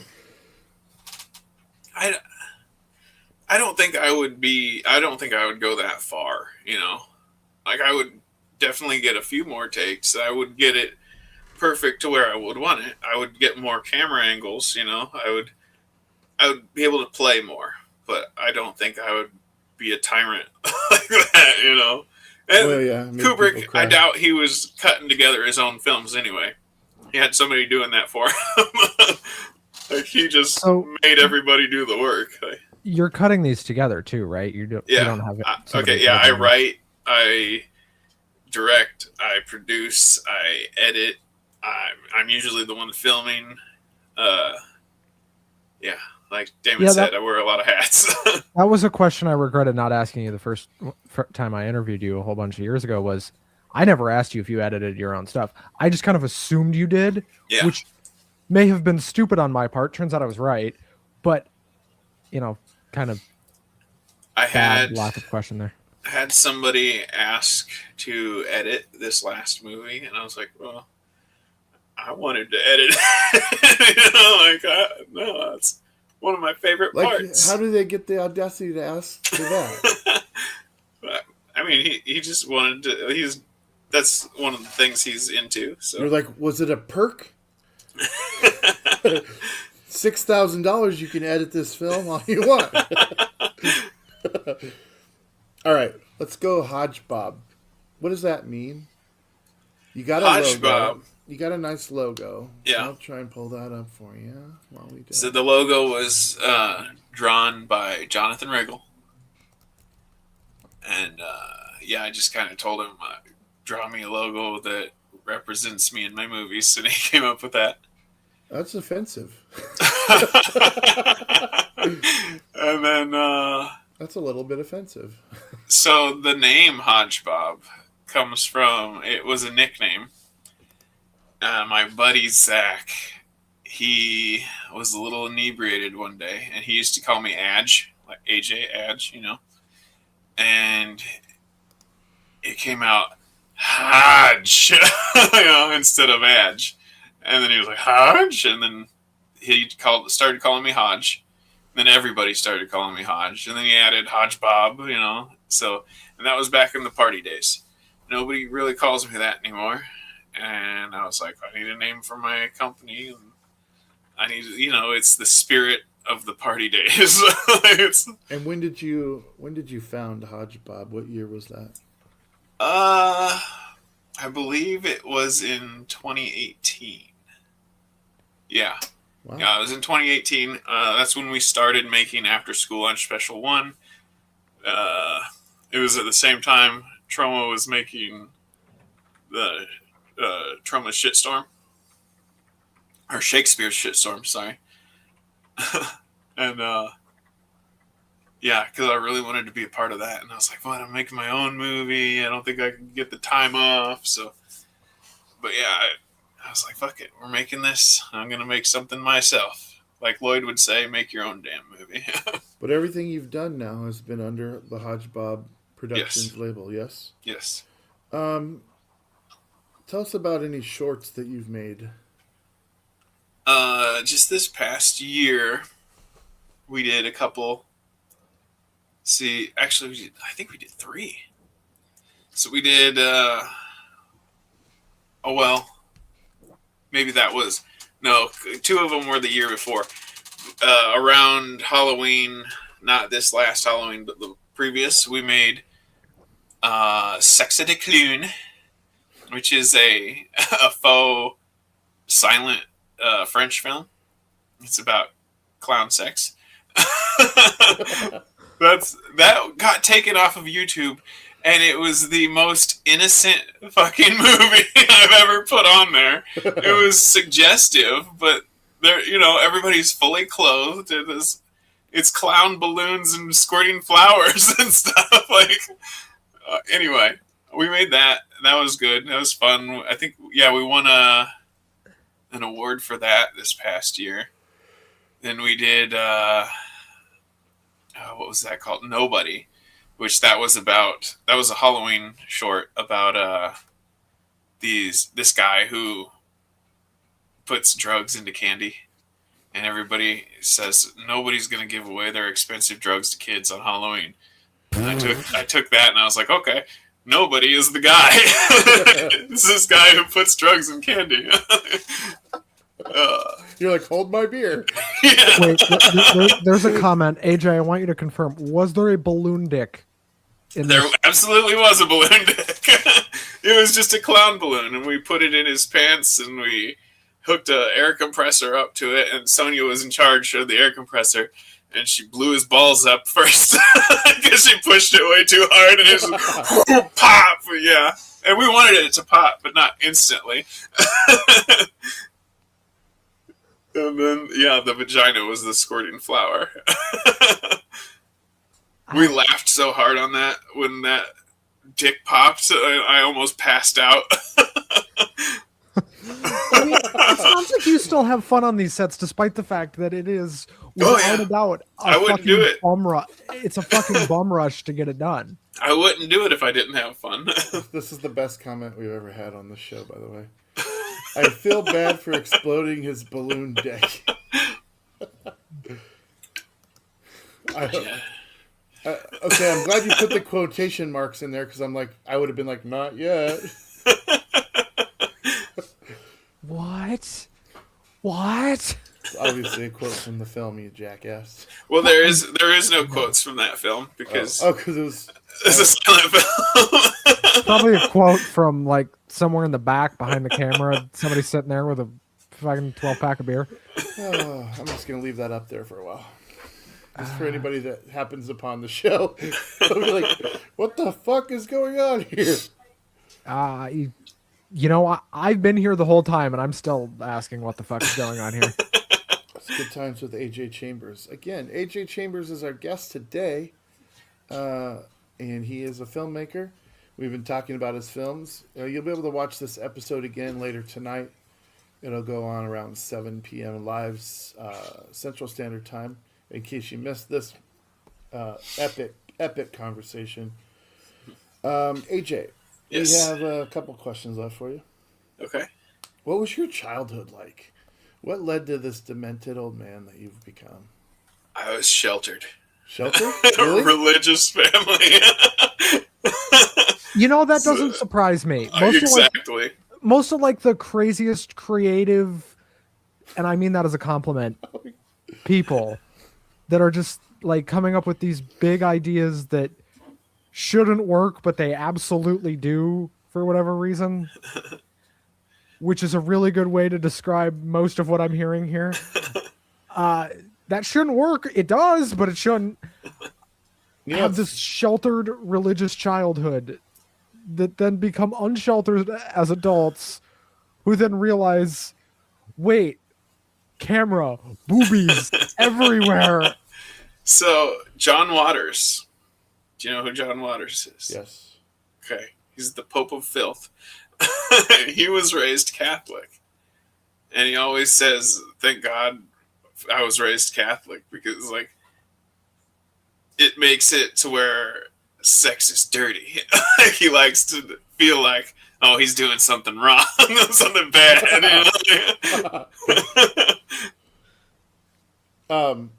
Yeah,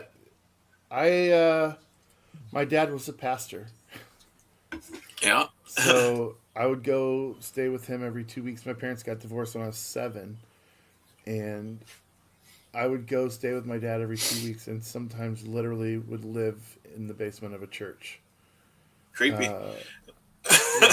And lo and behold, of course, I'm agnostic coming out of all that, and Living in the basement of a church, I feel like AJ's going to make a movie about that. Anyway. I mean, if I owned a church, He does own a hearse. I do. Yeah. You own a hearse? Wait, can I hear that story? That's my daily driver. I drive that to work every day. You own a hearse? Yeah. It's in a couple of the movies. Oh, same. What? In response to what? I'm curious. Okay, I have a question for anybody. Oh, probably. For anybody here religious. that's been in one of AJ's movies, if he decided to make some crazy tits everywhere flick about like living in the basement of a church, would you all sign up for this? Because if the answer's not yes, then what are you doing? I feel like here's a good concept for you, AJ. Okay. Just, you know what a nun is, right? Yeah. Just the word nun it tells you exactly what they get. Nun. Just call the movie Nun, and you spell it None. It'd have to be about nuns that get some. Orgy of the Nun, perhaps? Can't get none. Michael Bodes, I got it. I'm in. So yeah, I grew up in the church, became agnostic because of it, and honestly, I don't know how you can believe in anything if you don't question the shit out of it first. Yeah, I mean, So the only way to be is agnostic. Anything to the left or right of that, you're lying to yourself because you don't know.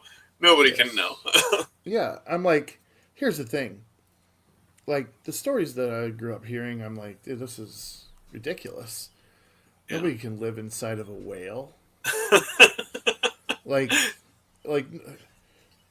just take your pick. They're all ridiculous. And I'm sorry for those of you that are religious, but here's the thing. I do recognize and I feel a spirituality around things, like the Force type of thing. And like, I know that there's a meaning to all of this and we come from somewhere. I just feel like it's beyond what our brains can comprehend. Yeah. Like, why would it be something that you can comprehend? And then I go on these TikTok lives where I hear people like, it's in this book. All of the answers are in this book. I don't make up anything. I just read the book. And I'm like, you're kidding me, right? Like, you've simplified all of this to words that were written in a century after the death of the supposed person they're about, and none of his contemporaries talk about him in this book. Like, you're insane. You're insane. And I know we're getting off on a tangent here, but I kind of want to get your guys' opinion on this. Yeah. If God made the world and everything in it in 7 days, well, 6 days, on the seventh day he rested, why did he wait over 400 million years to enact this plan of making people submit to his will to go to heaven? What about the humans that existed 100,000 years before any of this Jesus business? They just automatically went to hell and had no, like, what? None of it makes sense. Religion. No pun intended with the nun thing, by the way. Religion is a power play. They want control. There you go. So. Yeah. Amen, brother. God bless you, sir. What? AJ, Yes. bucket list people that you would like to work with. Oh, Give me a couple. let's see.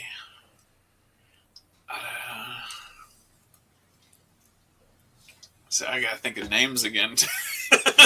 I'm so bad with names. I don't know why. They leave my brain as soon as I try to think of them.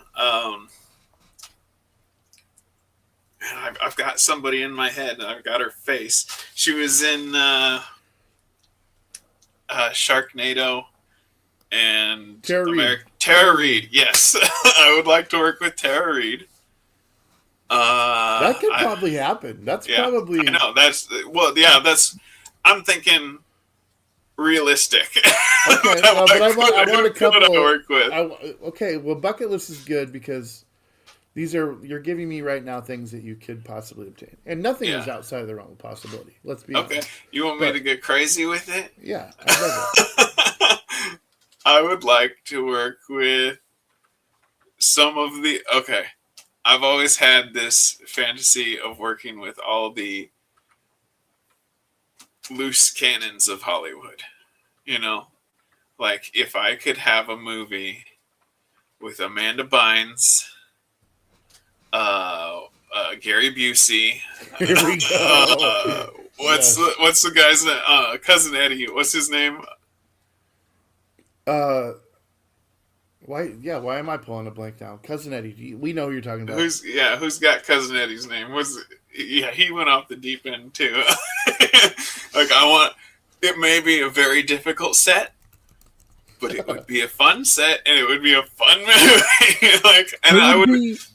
It would be a test of Randy your problem Quaid. solving skills. Randy Quaid, exactly. It would be a test of your problem solving. I think, especially even if it was just Gary Busey, I don't even know if I would need a script. I would just be like, hey, just fucking start talking. Just start acting, do There's whatever you want. Right there. Dude, and this is an accident, but what a great porn name. Randy Quad.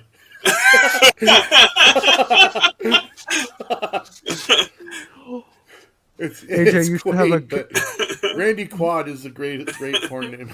You should have a character in one of your movies named Randy Quad, just as like a random callback. I can fly. I'm pilot. All right. What's next for AJ Chambers? Oh, see, people keep asking me this, and I give everybody a different answer. I love it. They're gonna be like, "You bastard!" No, because I mean, I got plenty of ideas. I've got lots of ideas. It just comes down to what's gonna stick when I'm actually ready to make something. He says, "Sorry, at work." No, you should not be coming up with amazing porn names at work, sir. Yeah, that's like, I'm not sure where you work, but in some places that's actually a fireable offense. Right. So, like, maybe don't think of amazing porn names at work. Shame on Just you. thought. I'm a truck driver, so I come up with all kinds of crazy shit while I'm at work. Just staring at the road.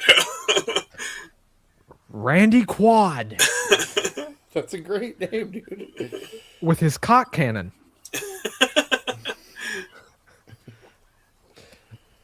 What am I saying? And his anal assault. What? Randy Quad and the anal assault.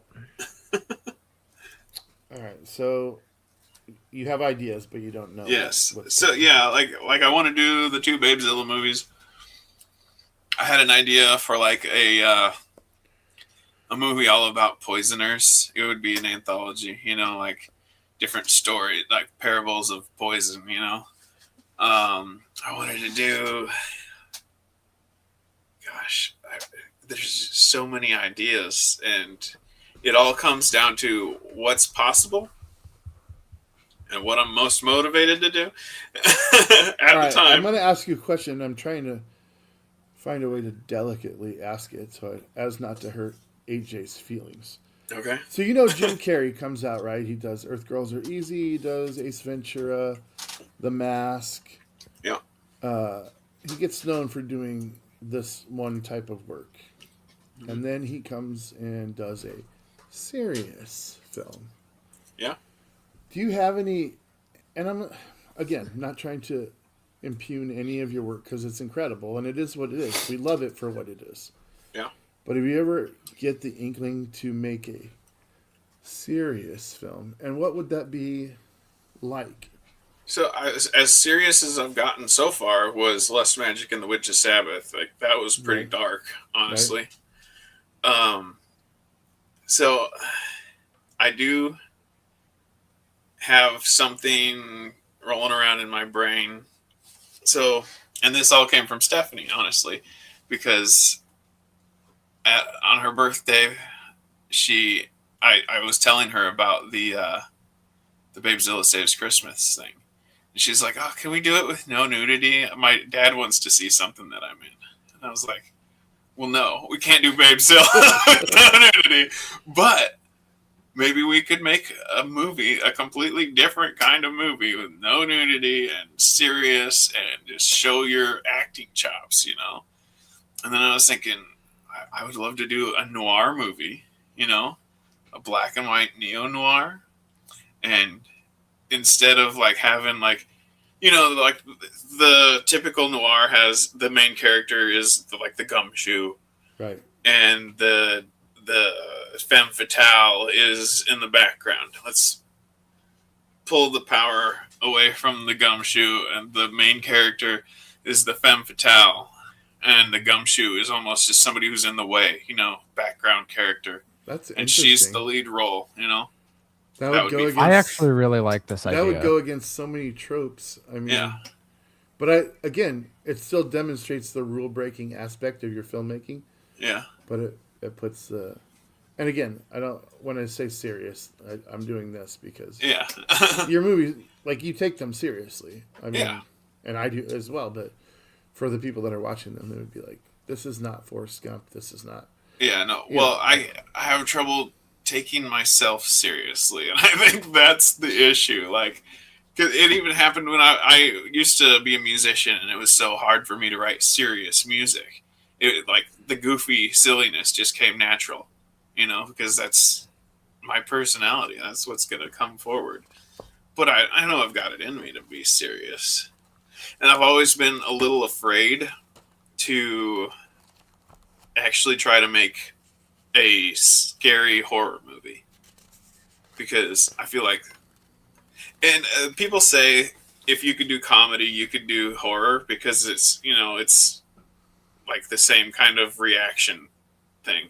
But I just like, what if I can't scare them? You know, like what if I can make them laugh, but I can't scare them?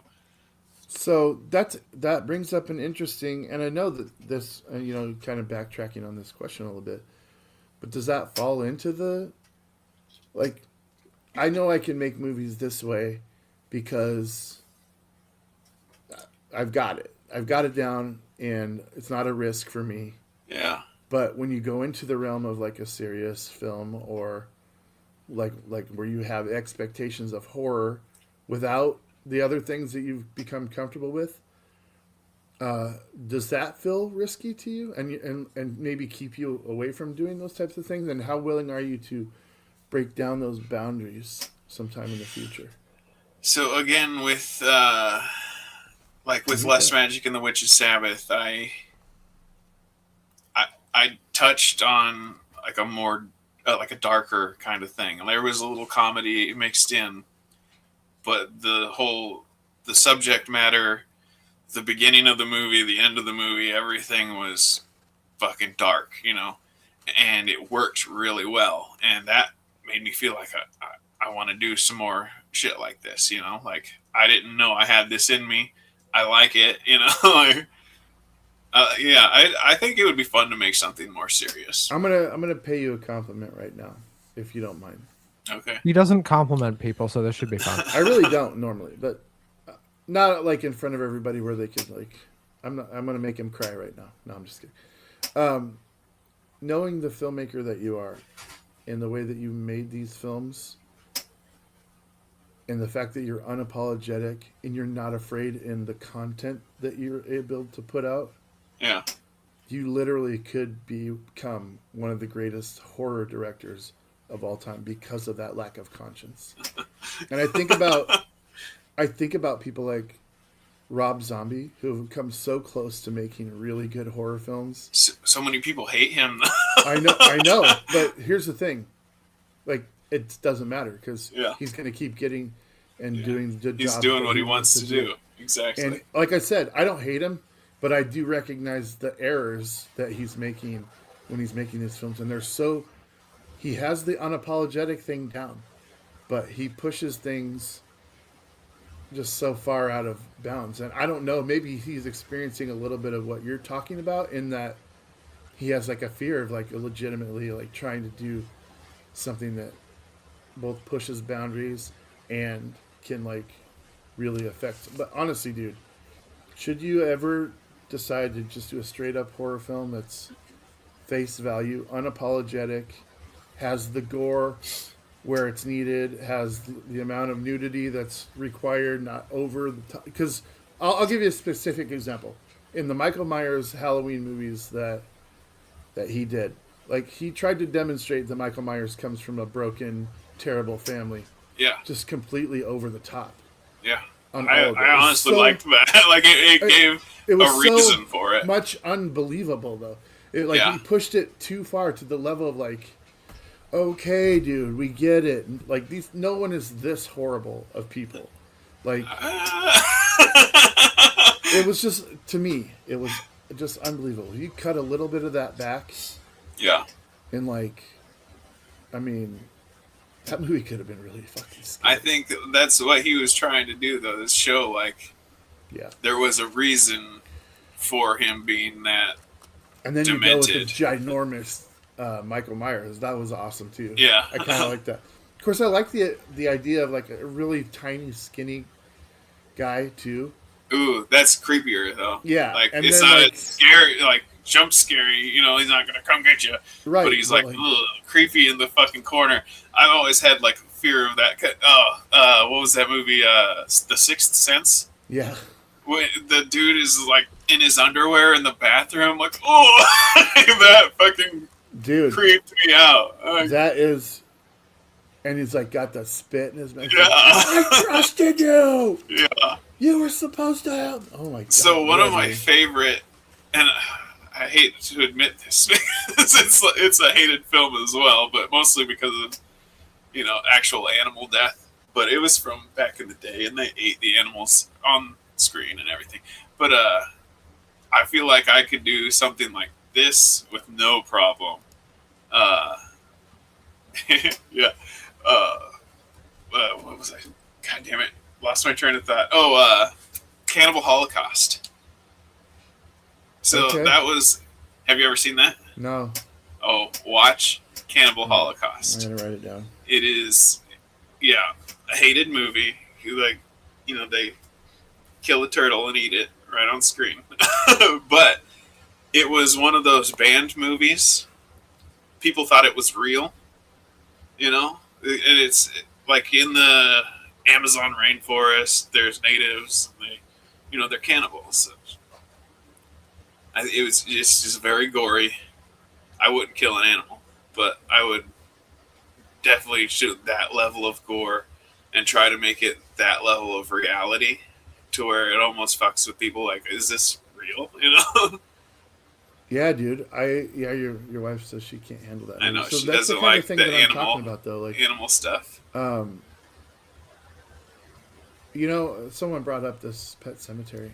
I think that's also this very is creepy. one of the great. It's one of the great, like, psychological, but actual horror films.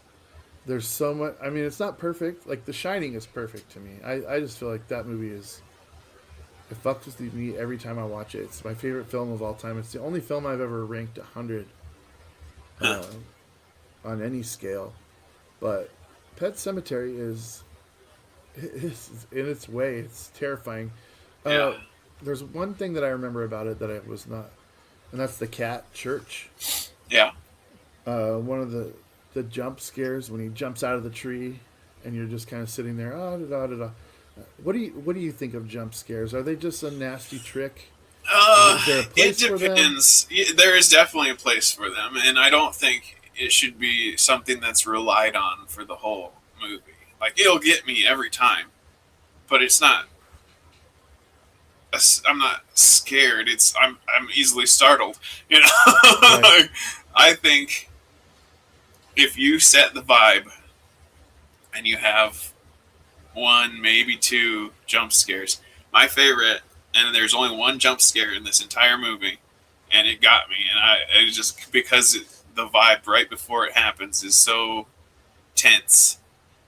Is Hellraiser, and that was a cheap jump scare too. It wasn't anything that was actually scary. It was a statue of Mary, the Virgin Mary, that fell or something. You know, and it's like, ugh, you know, because like she's trying to hide from the fucking guy with no skin. And Yeah. So the thing that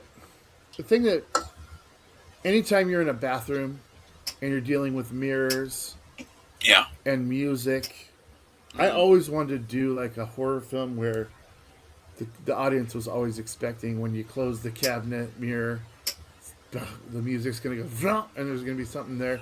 To just keep doing that to people, but not having anything there, you just have the music and just cue. like kind of edging somebody into it. Dude, I think if you psychologically did that to somebody for like the course of like a 90-minute film, And then you can never really pay it fuck with- off. I mean, you could really fuck with some people by doing just that kind of stuff. That like they're tropes for a reason. They Yeah. exist for a reason. Yeah, But then you keep setting them up and then not paying it off. yeah. I've always wanted to do something like that, but I don't have like, dude, I don't have the patience to do what you do. Like for me, I'd be like, go film it, give it to me, and let me cut it. Let me cut it together, Yeah. and let me work with the people that are doing. My brother's on here. And this is my brother Matt. No, he says the Zelda scene freaked him out. In Pet Cemetery, of course, what we're talking about. But Lewis, I put yours up here even though you spelled cemetery correctly. You should not have done, sir. What's up? Thanks for watching, Matt. Miss you, buddy. I appreciate that. That's awesome. But no, I feel like that kind of thing. And now I'm going to get into questions about the musical choices that you make. Yeah. When you get someone like Aaron Gum, and you're like, I'm going to have him work on this for me. Here she is, ladies and gentlemen. You got to show your face, Sonia. This is the lady. He wants you to show your face. No. No. We just saw a sweatshirt covered boobies walk by, and you're not even going to show your face. All right. So when you are working with Aaron Gum on the music, do you just trust, or do you say, like, here's the setup of what I'm kind of looking for. This is what I envision, or do you just have that trust? And is there anyone else that you trust to do that? Yeah, I mean, I think Aaron knew. We talked about it, but he had questions, and I gave him my input, and I just let him go. A lot of times before that, like, I would look for bands that had full songs ready to go that were willing to let me use them, and I would ask, offer me your song, maybe I'll use it. And if I found something that I liked that fit, I'd use that. And a lot of times I like, so like the Babezilla versus the Cyberskanks, the opening credits to that music. I wanted a punk rock song, and it was about robots. It just fucking fit perfectly. This was also Aaron's, but it was his band Glow in the Dark. The opening credits for Witches Sabbath. It was so moody and perfect. Like, we just watched this guy burn his wife in front of his daughter, and then this fucking perfect moody music comes on. Like, yeah, I don't know. It's either I trust the person who's making the music, or I look for something that I've got in my mind that I want. Just to throw this out there, any of the 30 songs that I've recorded professionally, you can, and my brother will agree to this as well. All right. I know you've used one already. Yes, I've used a couple. I think. Couple. All right. Yeah. Well, you did the coffee commercial, right? And then we used the one in Witch's Sabbath. God, I wish I had that coffee commercial pulled up, because I think people would be like, Is it on YouTube? I think it might be. That would be fun. that would be cool to do. All right, we had Michael Callio as a guest. He's a fellow filmmaker. You know him because you've been in a party cast with him on an episode of CF3.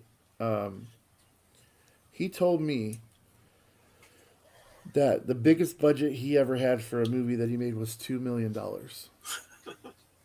What would AJ Chambers do with a $2 million budget? I have to imagine this is something crazy. Wouldn't I? Well, first I'd have a stacked cast, because even if like they're like lower, I would have like the best of the lower level, and then you might get Jake Busey for that. Yeah. What's the Estevez? Charlie Sheen. No, not Charlie Sheen. He's an Estevez, but he's Emilio? not Emilio. He's the the low budget Estevez. You know what I'm talking about? Why don't I know?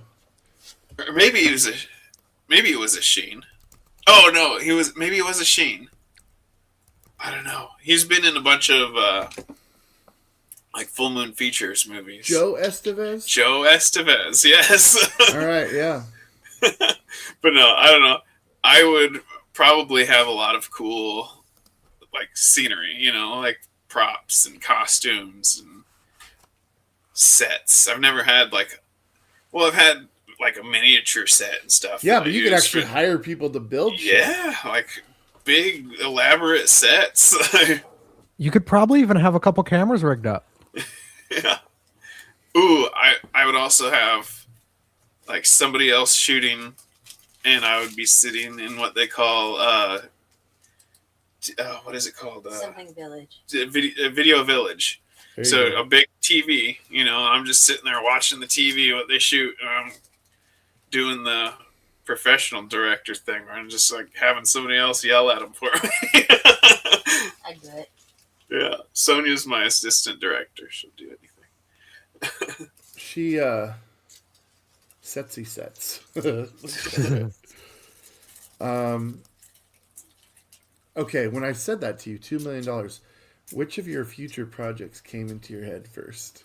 Babezilla versus the turds from Uranus, because I want the coolest space sets. I want them to be in a cool spaceship. I want the cantina scene from Star Wars with all the aliens. Like I can easily spend. I don't know if I can easily spend $2 million, but I mean I could easily spend $40,000. I'm pretty sure you could easily spend $2 million. Yeah, I guess that shit piles up more than when you really get down to it. What they're wasting so much money on those big sets. Like the craft services is fucking elaborate. Well, you'd want to do something that you could repurpose. Everybody's got their own trailer. Like they're just wasting money. Dude, that would be $2 million. That just feels like you're like, I would cut it in half and make 2 movies. I would cut it in half and put half of it in my pocket. Knowing AJ, he could cut that into a third and make 3 movies out of it that are still some of the craziest shit you've ever seen. And still be way bigger budgets than I've ever had.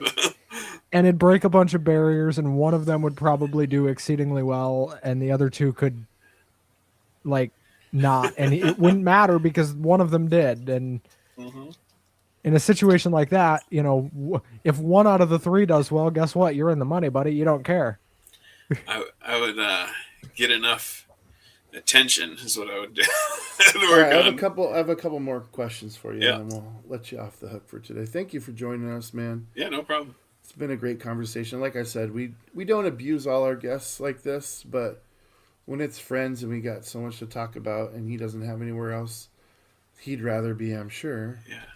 I got a chiropractor at 4:30. Kind of get going. But, do your films matter? In general, Yeah. I'd say so. Yeah. All right. And what do you say to people that are like, why should I watch your films?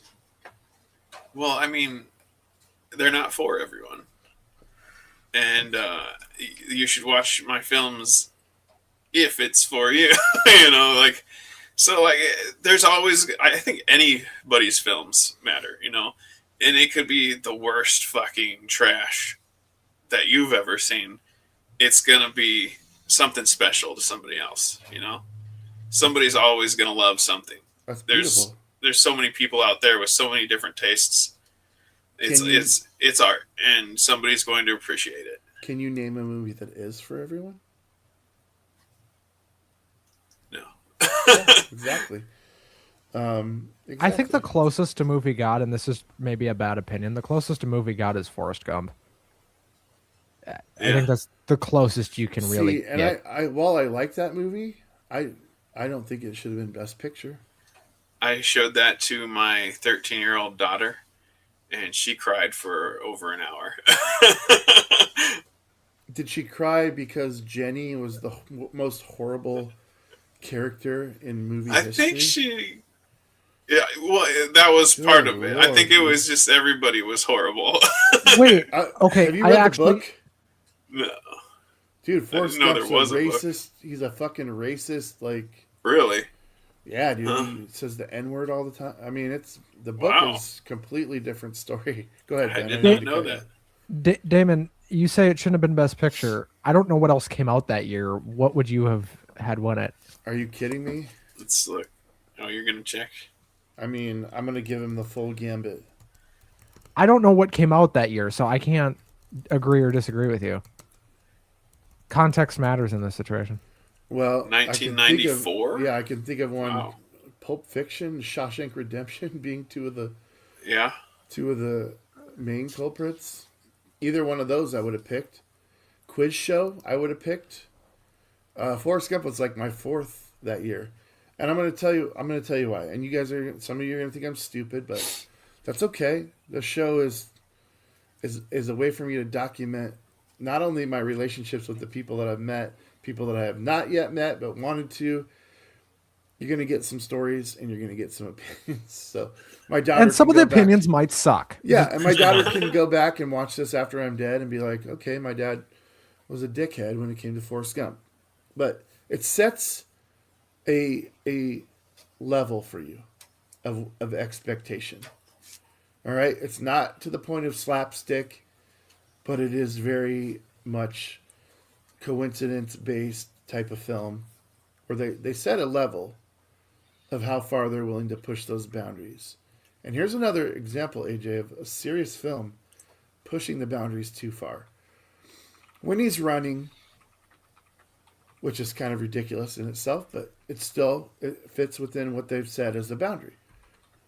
A car drives by and splashes him with mud.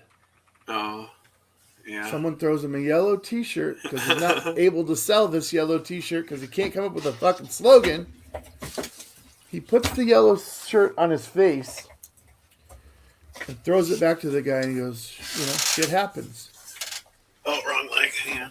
And, yeah, he's got it. That's it. Okay? So, come with me here. I don't have a problem with any of that. Have a nice the day. Irony, yeah.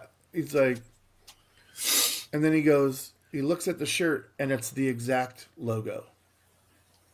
It could have just been his face and given the guy the same idea. Yeah. It pushed it too far and made it that exact logo, which is humanly impossible. So, That was That is the the art moment it director, I'm became. assuming. The art director made that choice, but the director let it slide. Yeah, that moment. I mean, it you've got plenty of became- time to redo it. You should have. It became not Best Picture for me at that Yeah. moment. When you have perfect movies like Shawshank Redemption, I haven't seen any of the movies you mentioned for competition there, so I can't agree or disagree with you. I can't have an opinion. come again. I have That not just seen any. happened. That just happened. He's not What? seen Shawshank, which a lot of people haven't seen Shawshank. But Pulp Fiction? Dude, your life can change the moment that you leave the show today. Your literal life can change by watching 2 movies once you Yeah. hang up the show today. I just watched Pulp Fiction again, and I was thinking, man, like the whole $5 milkshake thing. It's completely like that's you can't get a milkshake for under $5. I know. It's, I even looked it up. With inflation, that milkshake now costs $12. $13 or $12. Yeah. I don't know if it's worth $5, but it's pretty fucking good. Yeah, Ben, you're about to get rocked, man. Like, do we need to take up a fund for you to be able to watch these movies? I mean, I think Shawshank's on Netflix. I'm gonna be honest with you. Actually, what Aaron Gum just said there, Yeah. that's the reason it won.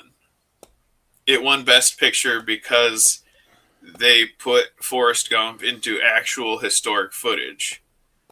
And that was unheard of. Like, that was groundbreaking. you know? Yeah, and they removed Dan's legs. Yeah. I mean, there's a whole segment on this where they show him like swinging his legs around, and it is amazing. How have technology. people not seen Shawshank? Listen, I had a pretty sheltered childhood myself. I wasn't allowed to watch rated R movies, quote unquote allowed. Yes, I still did it Dude, anyway. My dad was a pastor, and he's like, "Here, son, here's a movie about prison rape. Go watch it. It's amazing." Was it about prison rape? I don't know if it was about Well, that. I mean, I just thought, what's the most extreme thing a pastor dad can tell you? Hold on. Oh, Let me man. confirm what I'm saying here so I don't sound like I'm talking out of my ass, which I usually do. Don't comment on that, Damon. If you do, I'll Yeah, that's fine. I don't know what I was going to say there. I I'll was leave going it to alone. threaten you with something, but I forgot what it was. What are you looking up? Where to watch Shawshank. I'm like 90% sure it's on Netflix. And we need to be quiet for that? No. Shh. Oh, it's on Peacock. It's on the cock, as we say on Two Marks and a Spark. It's on the cock. Well, you I have. like Peacock. It's You have got all the Peacock? new move. Well, not all the time now, but it always had like It- the best new movies coming out. Let's get to this. What's your favorite movie of all time, AJ? Oh, don't even. Give me one. I don't expect you to narrow. I hate mine's The Shining. favorites. Yeah, The Shining is yours. Yeah, absolutely. Favorites are just so hard for me because I don't even want to pick a favorite out of a genre. Like Power Rangers. I wasn't allowed to watch the Smurfs because Smurfs were dead babies and there was magic in it, and magic was the devil. Anyway, Okay. My favorite movie. Azrael. That does sound kind of devilly. Yeah. Like cat. My favorite movie. See, I'm going to have to go with something that. And I recently did this thing where it's like, I don't even remember, like 8 movies or whatever that describe me. And that's more my style. I could do something more like that. Like, can I give you a few instead of Yeah, one? yeah. Of course. Okay. It's your world. So, like, Mallrats, Love it. Angus. Have you ever seen Angus? Yeah. Oh That's my got God, that very rare Green Day song. Yeah. JAR. One of the best Green Day songs. Yeah. Let's see.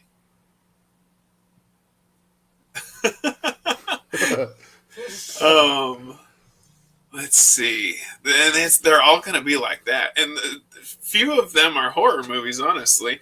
Actually, one of my favorites is what the movie that got me into horror, which was also a horror comedy, and that is Return of the Living Dead. That one Dude. is All right, just hold on a second. cream of the crop. Oh no, I have to You get got rid of the- my. This happened on Monday too. This is Shut hilarious. up. This has happened 2 shows in a row. Yeah. Signed by Linnea Quigley, who says, "I can something your brains." Smell your brains. Oh, I wish it was something else. My brain's out. And then the other guy, The other guy. what's his? Tom Matthews. Tom Matthews. Yeah, I've met both Tom and... Oh, we Yeah, were at that con together. You came to that con with me. I did. Did we ride together? No. I guess we rode separately, but you were there. Can I was there. can I gauge a take through you two? Because you two watch more movies than I do. Clearly. Is saying The Truman Show is like one of my favorite movies ever a bad take? No, that's great. I love it. It's a good movie. I think it's Jim Carrey. I think it's my favorite Jim Carrey movie of the ones I've seen. Of the 4 that you've seen, I've seen more than 4 of them, but Rubber's good. You ever seen Rubber? Rubber's about a killer tire. I know a lot of people that don't like The Truman Show. Like, this is like a new thing. People just don't like The Truman Show now, and I don't get it. who doesn't like the Truman? Like, come on, that movie's great. I know a lot Laura of people Linney. who are like, actually, maybe The Truman Show wasn't good, and I'm like, dude, I disagree. I know a lot of people don't like Jim Carrey, but I think that's just the way he is. Like, Jim Carrey's a cartoon character Yeah. walking in real life. What do you want to do? Yeah, Well, what did Mike Ross said something about? Oh, Fantastic Planet or Ralph Bakshi.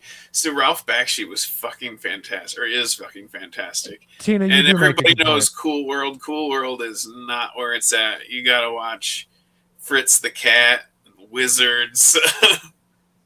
Those were animated and they're really cool. A Boy and His Dog. That's like a post-apocalyptic. Can we put Tina? There we go. I missed what this was. That's about Truman Show. Yeah. Okay. Yeah. She makes a point there that it does feel a little real at this point. Like shit's happening and you can't escape. Yeah. Is that what she? I'm sure that. Yes, that's how I definitely. I definitely feel that way.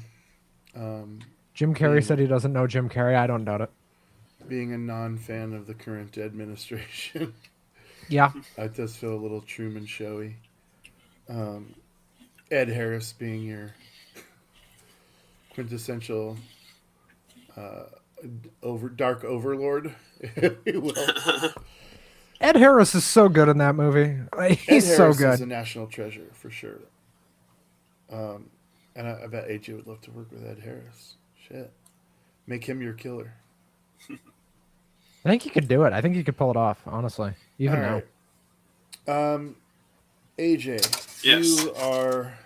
you have been an amazing guest. You are an amazing guest. Thanks. I would love to have you back to talk more. And I'm sure as your projects continue to roll out, we'll want to continue to support them. Maybe next time you'll have a GoFundMe or an Indiegogo that we can be pimping out and contributing to.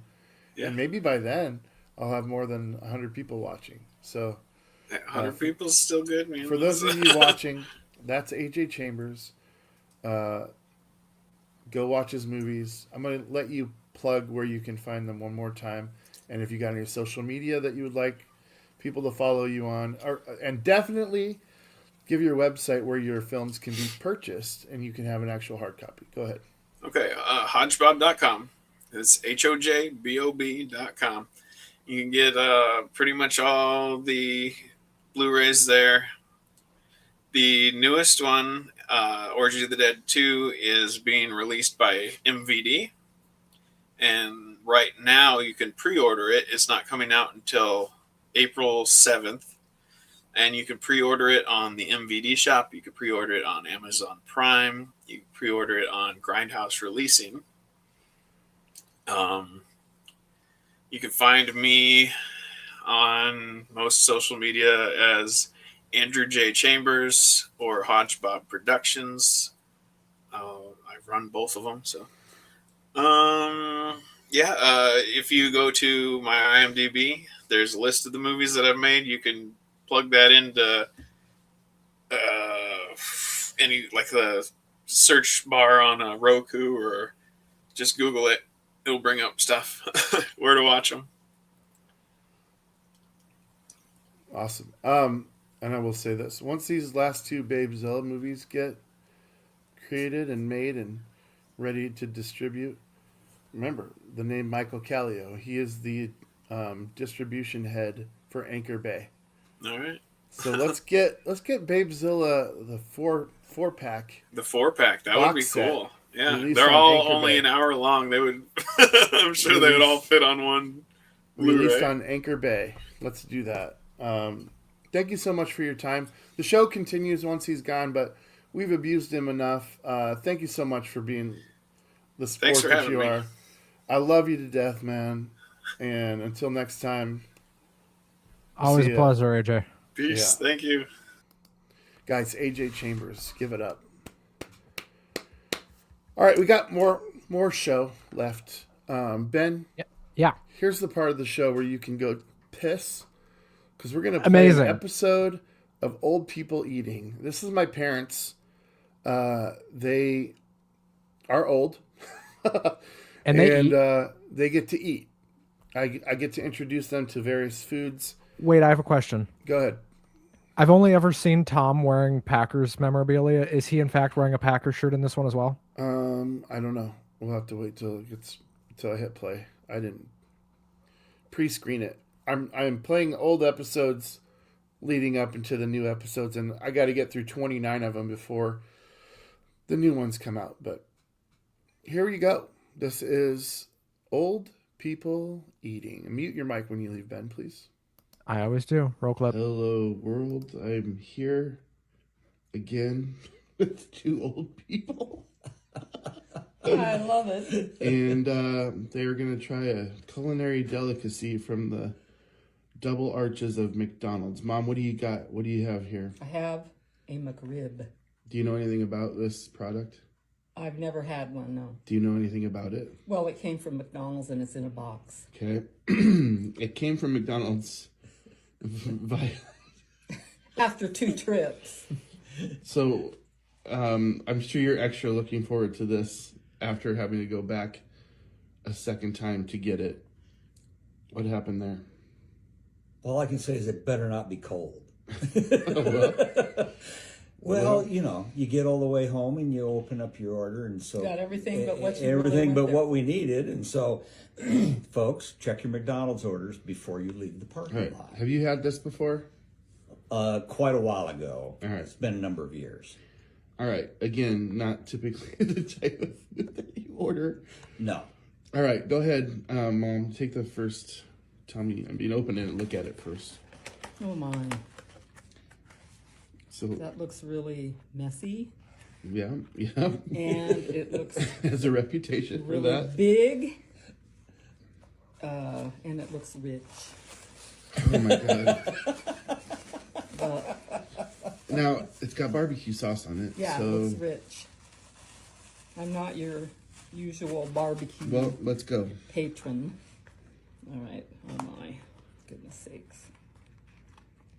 There's no way to eat this without spilling some. No, I can see that. Oh my. So- Sliding off the bun too.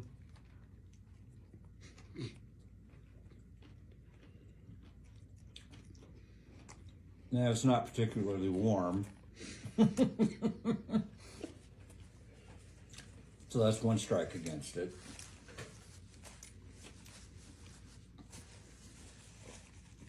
I don't like it. What does it taste like? It tastes like barbecue sauce That's it.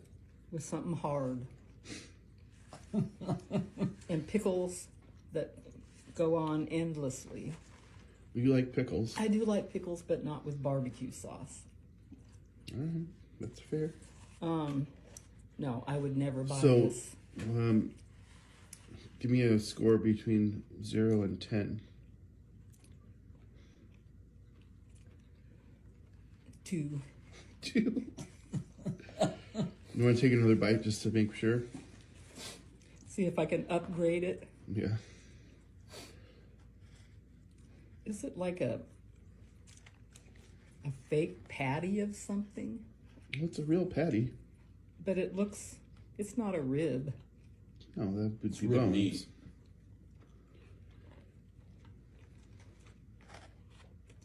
It's reconstituted rib meat, dear. It slid completely off my bone.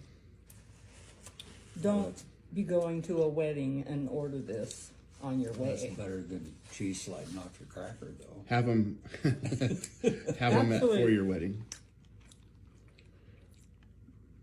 It's really large, and This is like 2 a.m. drunk food. yeah, that's never. Yeah, me. which was the last time you guys were up at 2 a.m. and drunk? Well, I'm up at 2 a.m. a lot, just long- not drunk. Long time ago.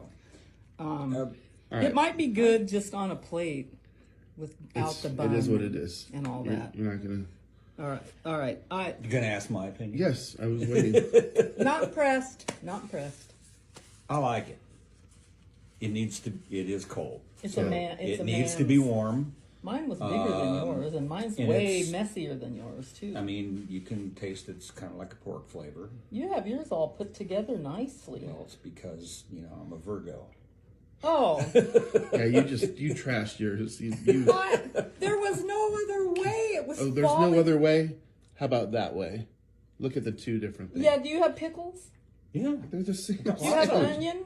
Yeah. Well, look at all this stuff that they have on mine. Look, it was a mess when I got It it. wasn't a trick. You can It's eat the it with a same fork. sandwich. It was a mess when It's I the got same it. sandwich. All right, what do you get out of 10? 7. And you're still at a 2? 1.5. Oh my god. Well, there you have it. It's a sloppy, messy thing that I would never order in a million years. Fair enough. I'd order it again. All right. But you can have mine. We have a differing opinion in the house. All right, there you have it. Old people eating. Old people eat.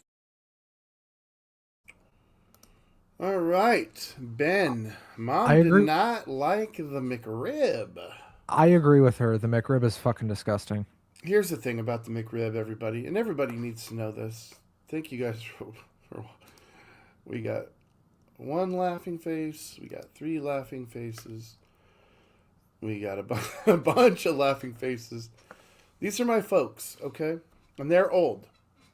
Their palates are meat and potatoes. And that's without salt, pepper, any of that. Very bland taste buds. And there are some hilarious episodes of old people eating coming up in future episodes of this show. If you're watching the show and you want to be on it, I want to have you. You don't have to be an actor. You don't have to be an actress. You don't have to be anybody. You just have to be willing to sit and talk about whatever comes up for 3 hours and be on film. That's it. For example, I just host a goofy wrestling show called Two Marks and a Spark that is also on this channel. Go watch it. Me and Uncle Russ have done like too many episodes at this point. It's funny, it's goofy, it's silly, but I was on this show for 3 hours last week, and now I've done it twice this week. So there you go. Yeah, so for those of you that are not aware or new to the show, Ben is filling in for the normal co-host, Frankie J, who is on his second sick day this week. The next show coming up this week is going to be on Friday, and our Friday shows are at 5 p.m.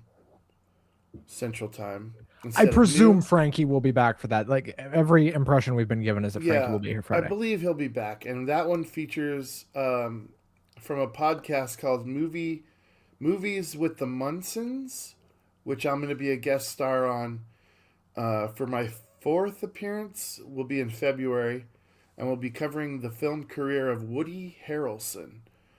I was on the Bryan Cranston episode and a couple others, but Kyle Hickman will be here We only have an hour with him, so he'll be here from 5 to 6 p.m.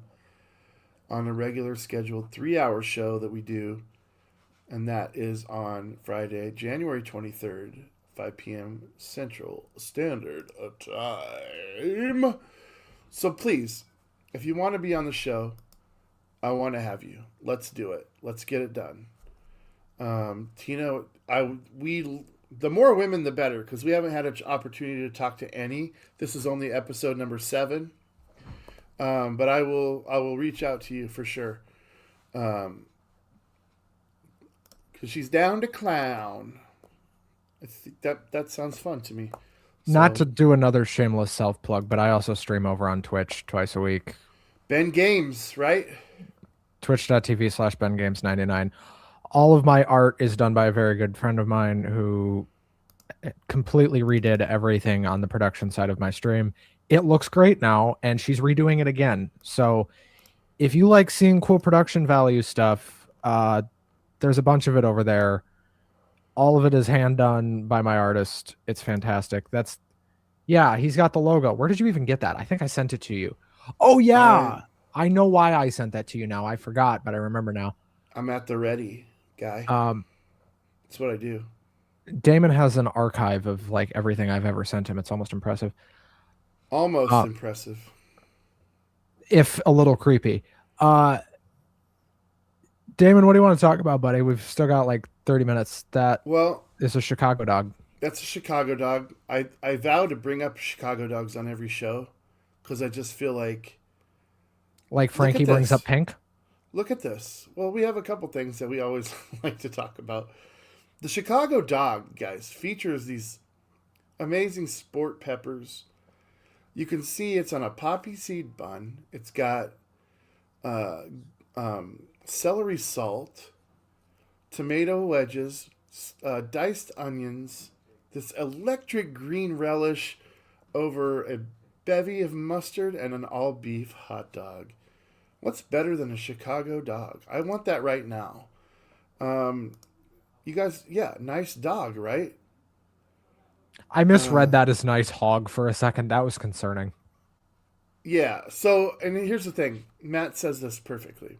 He says, first time I've been on while you're live. You might see that this show is running all the time.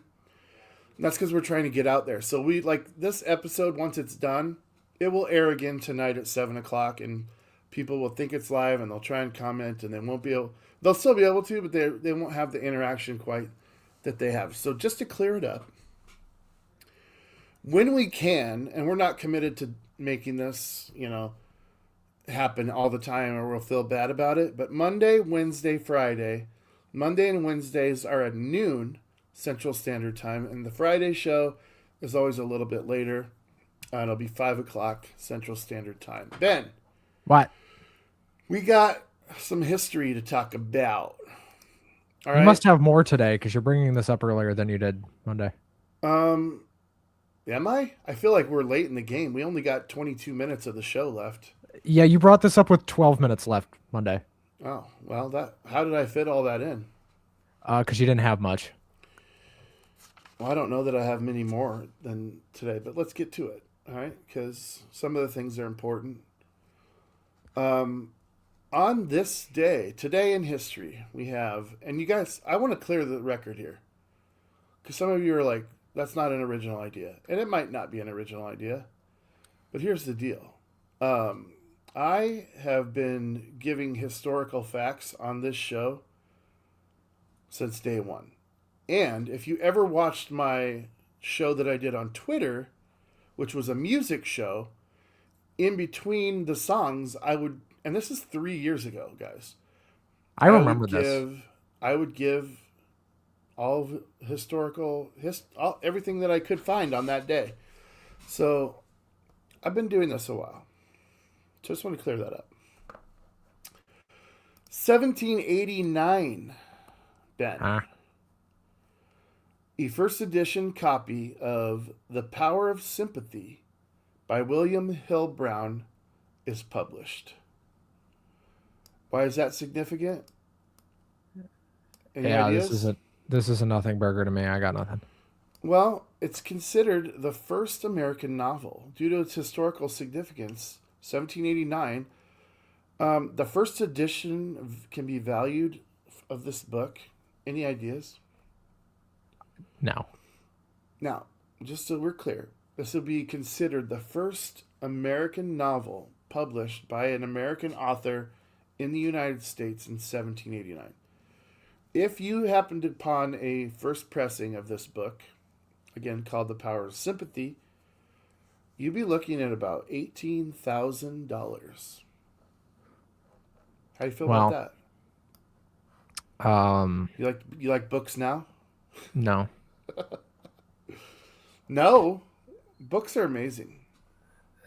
And I do think this is a problem. The importance of literature has declined increasingly in the last 20 years, and it is only going down further. Can you? I feel like you have these doom gloom takes on everything. No, Is there anything that's going up now? Well, it's Anything certainly that's on not the the American rise? political climate. That's certainly not it. Well, I would argue that it is going up. In flames, yeah. Fair point, but like you could say, films are declining. Yep. But are we running out of ideas? Is that the problem? It's all there's a law of diminishing returns with everything. That there is no exception to that law. Everything has a diminishing return eventually. I think what you're seeing in the film industry is over corporatization and mass fucking brain melt, which is just a basic idea of it's a bunch of corporate yes men just saying yes to every sequel of the same movie you've seen 14 times. Look at what they've done to Marvel. Look at what they're going to do probably to DC unless James Gunn can keep this thing on track, which who knows if he can. He's done a good job so far. I'm not saying anything against him here. Okay. But you inevitably you are going to run into the same problem Marvel has for DC. You're going to run into the same problem. So what's going on with books? Why are books declining? That goes back to the American education system being in the shit show that it's in, and I could talk about that for 3 hours if I had to. I'd probably piss a bunch of people off telling you the truth, but the fact is the American education system does not value literature. It doesn't. They say they do, and they tell you they do, and they lie to your face. They don't care. Period. Yeah. Good point. But like the American education system has fallen so far, and I go back to the newsroom clip all the time from the first episode. They're at this conference, and this guy's like, if America's the greatest country in the world, then why the fuck are we so low in every educational metric? And I'm summing up what he said. Go watch it if you don't know what I'm talking about. Jeff Daniels. In arguably his best role, by the way. Yeah, in one of... Why are we the best country? We're not, okay? we're not. Point blank, we're not. Jeff Daniels is fantastic. That show is fantastic. It's got like 13 top 5 television moments ever. No, that one monologue is very powerful, and it almost feels like the writing of Aaron Sorkin. Do you know who that is? Yeah, he wrote The Newsroom. He wrote The West Wing. He's look at you. Look, never pretty seen much Shawshank, blackballed out of Hollywood for 100 different reasons, but is he? Yeah. I feel like he's the hot ticket, dude. If I was gonna make something and make a movie, I want it to be written by. I mean, the reason people don't like Aaron Sorkin is because he's not afraid to mindfuck you. That's why people don't like him. Why don't people like Aaron Sorkin? Let's find out. People criticize him for all sorts of Why do different people reasons. hate Aaron Sorkin's work? People dislike Aaron Sorkin for his distinctive stylized dialogue, often seen as unrealistic or overly clever. Sorkinese. Sorkinese. I forgot about Sorkinese. Characters that sound like mouthpieces for his own views, especially preachy or know-it-all types. repetitive narrative structures, and a perceived lack of depth in female characters. Though some That is a find his problem. idealistic visions appealing, criticisms center on heavy-handedness, lack of subtext, sacrificing characters' realism for witty banter, and a certain smugness particularly evident in his own public persona. That is the most AI recap I've ever fucking heard. Is that true, though? It is true specifically on the lack of female character depth. I can see where, they did all but say he's preaching liberalism in his words. They all but said that. And Which he I, for is, one- but he doesn't deny that. No, I, for one, appreciate that. He has Especially in he shows has like The West outright Wing. said, yeah, that's what I'm doing. He's been accused of it, but it's the same thing that AJ said earlier, where they accuse him of doing something, and he's like, oh, I might as well fucking do it if you're going to accuse me of it anyway. Right. Anyway, first American novel, 1789. If you somehow stumble across a copy, my birthday's in September.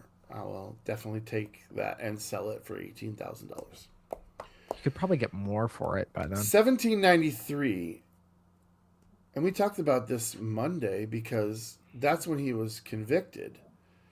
But today, Friday, or no, I'm sorry, we talked It's about Wednesday. this Friday. We talked about this Friday, 5 days later. Wednesday is the day that King Louis XVI actually is beheaded by guillotine in Paris for high treason. So Friday, they're like, yeah, you did it. We're going to kill you. Here it is, Wednesday. He walks to the platform, Ben, and he starts giving his final words, which are words of forgiveness, saying, I understand why y'all are going to kill me, only to be interrupted by the drumming. And then he got cut off by the drumming, and then he got cut off by the guillotine. So he never fully got to give his full regards to... He never got to be like, suck my dick. He never got to do any of that shit. Wouldn't it have been hilarious if his last words were "suck my fucking dick"? Yeah, dude. Like, I hope those are my last words, dude. I hope if I ever die in some fucking awful, brutal fashion, I hope my last words are Would you "suck be my talking? fucking dick." Oh, I hope nobody clips that. Oh my God. I have to clip that. If That's a you, moment. if you clip that, I will probably play it on my Twitch stream on Friday. Well, yeah, you gotta. What would your last words be, chat? Let us If know. you were about to be guillotined. Yeah, if you were about to be guillotined for high treason against your own country. Fun fact, France was still using the guillotine up until like the mid 1960s. Yeah, that's nuts. All right. Sorry, we got a little laughy there. This one's a serious one, dude. 1831. All right. Okay. You have Ohio, the state of Ohio. And I brought this up because there's a couple ladies that join us normally from Ohio. You have Deb and you have Sue. And then who knows, there might be others from Ohio. But there's a thing called black laws in 1831. And Ohio required proof of freedom and costly bonds in order to live and work in the state of Ohio. And on January 21st, 1831, local prejudice in Portsmouth, Ohio, reached a breaking point. White citizens openly declared their intent to rid the town of its black population, and under pressure from local authorities enforcing the black laws, roughly 80 black residents were forced to leave Portsmouth. That is fucked up. Rather Also, than simply choosing to leave, Ben, these men, women, and children were essentially deported or coerced out of their homes because they could not meet the restrictive legal requirements and were no longer welcome in the community. Local newspapers at the time explicitly stated that the town was taking action to free the town of its colored population. That's What the fucking- fuck, Ohio, dude? Come on. Also, can we put Tina's comment on screen? This is fucking hilarious. Yeah.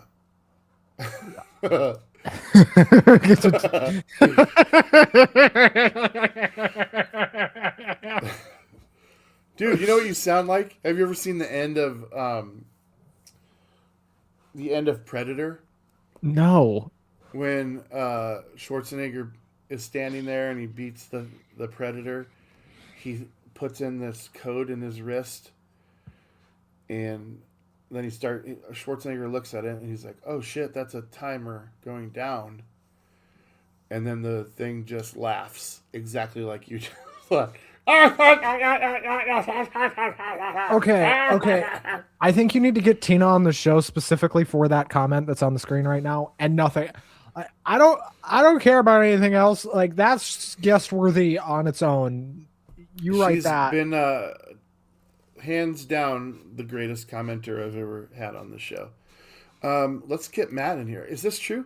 Fact check us, somebody. Was Louis the 16th the one that invented the guillotine that allowed him to give head? I'm looking up who invented the guillotine. Hold on. We're Sounds probably right. That sounds right to me. And since I can't say that we're not a fact-giving show, because that's literally what we do at the end of every show, is we don't want to get it wrong. But that sounds right. It sounds right. Yeah, it to was me. Louis the 16th that implemented it. Wow. That's a slow clap for that knowledge, and then the comment that followed.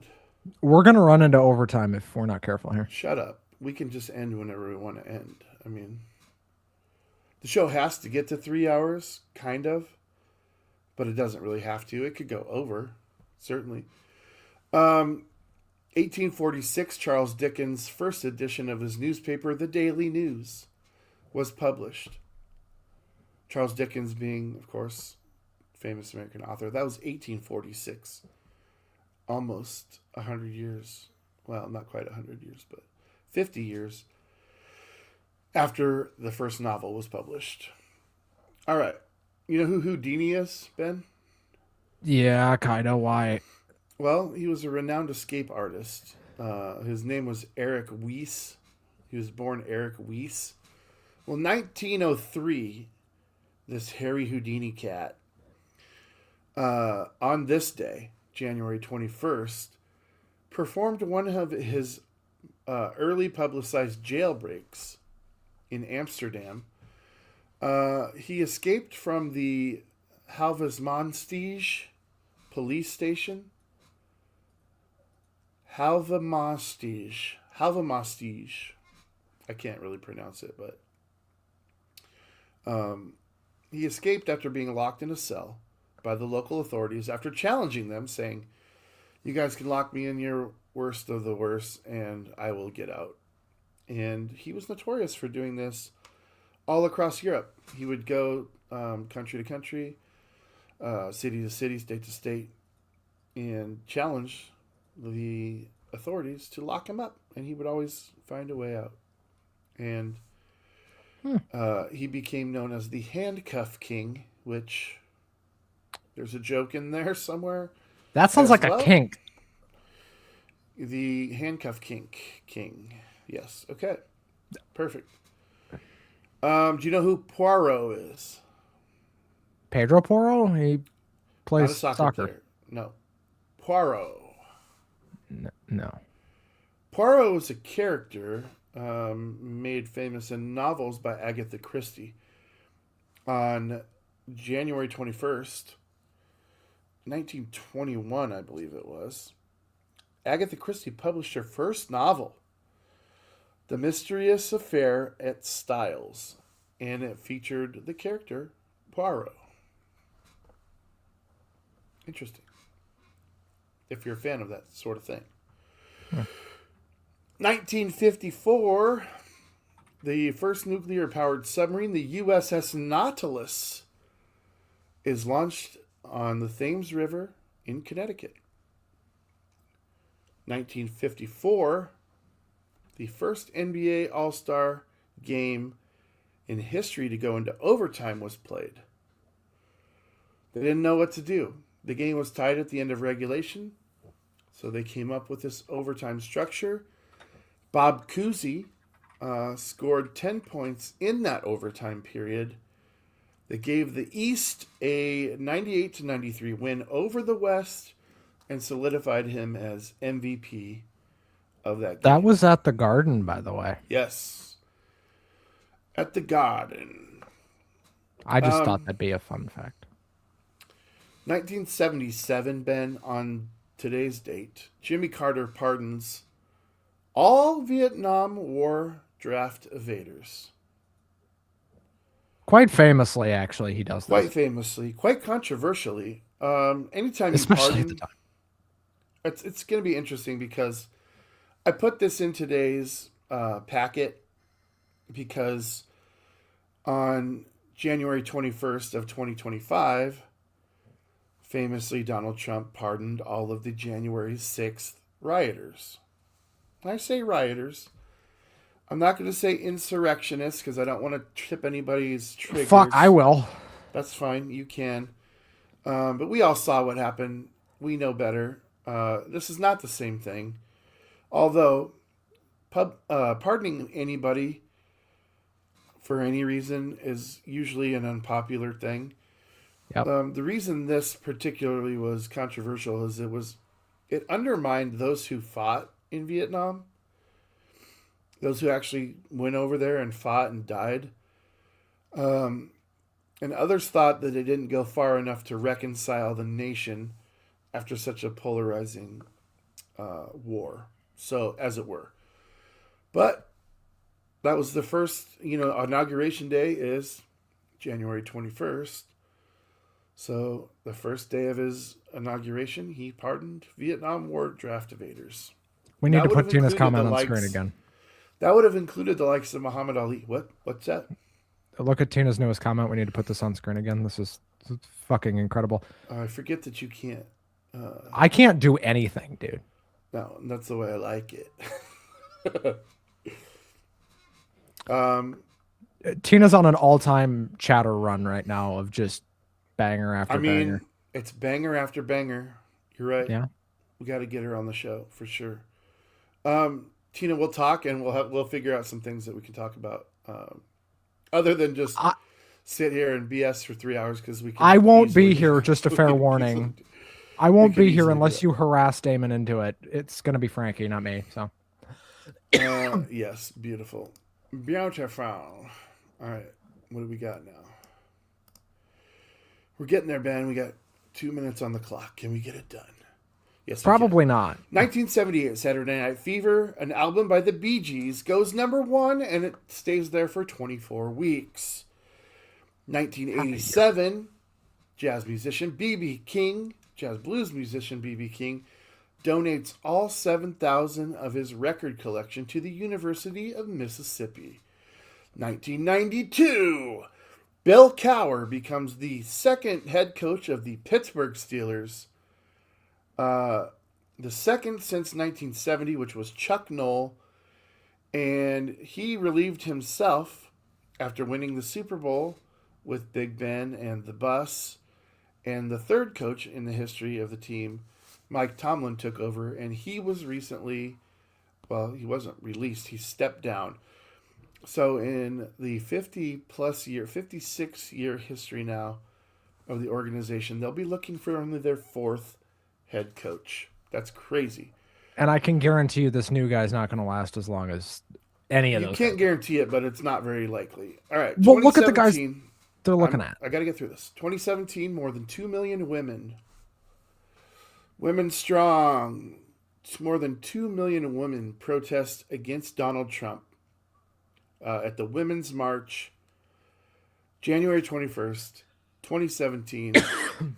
500,000 of them alone were in Washington, D.C.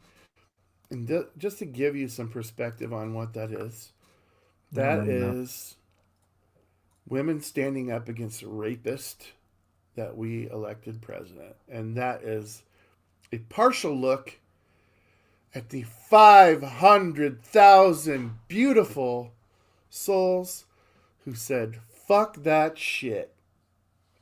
And I love every one of them. I love every one of them for it. What are we going to do now? What are we going to do now? Okay?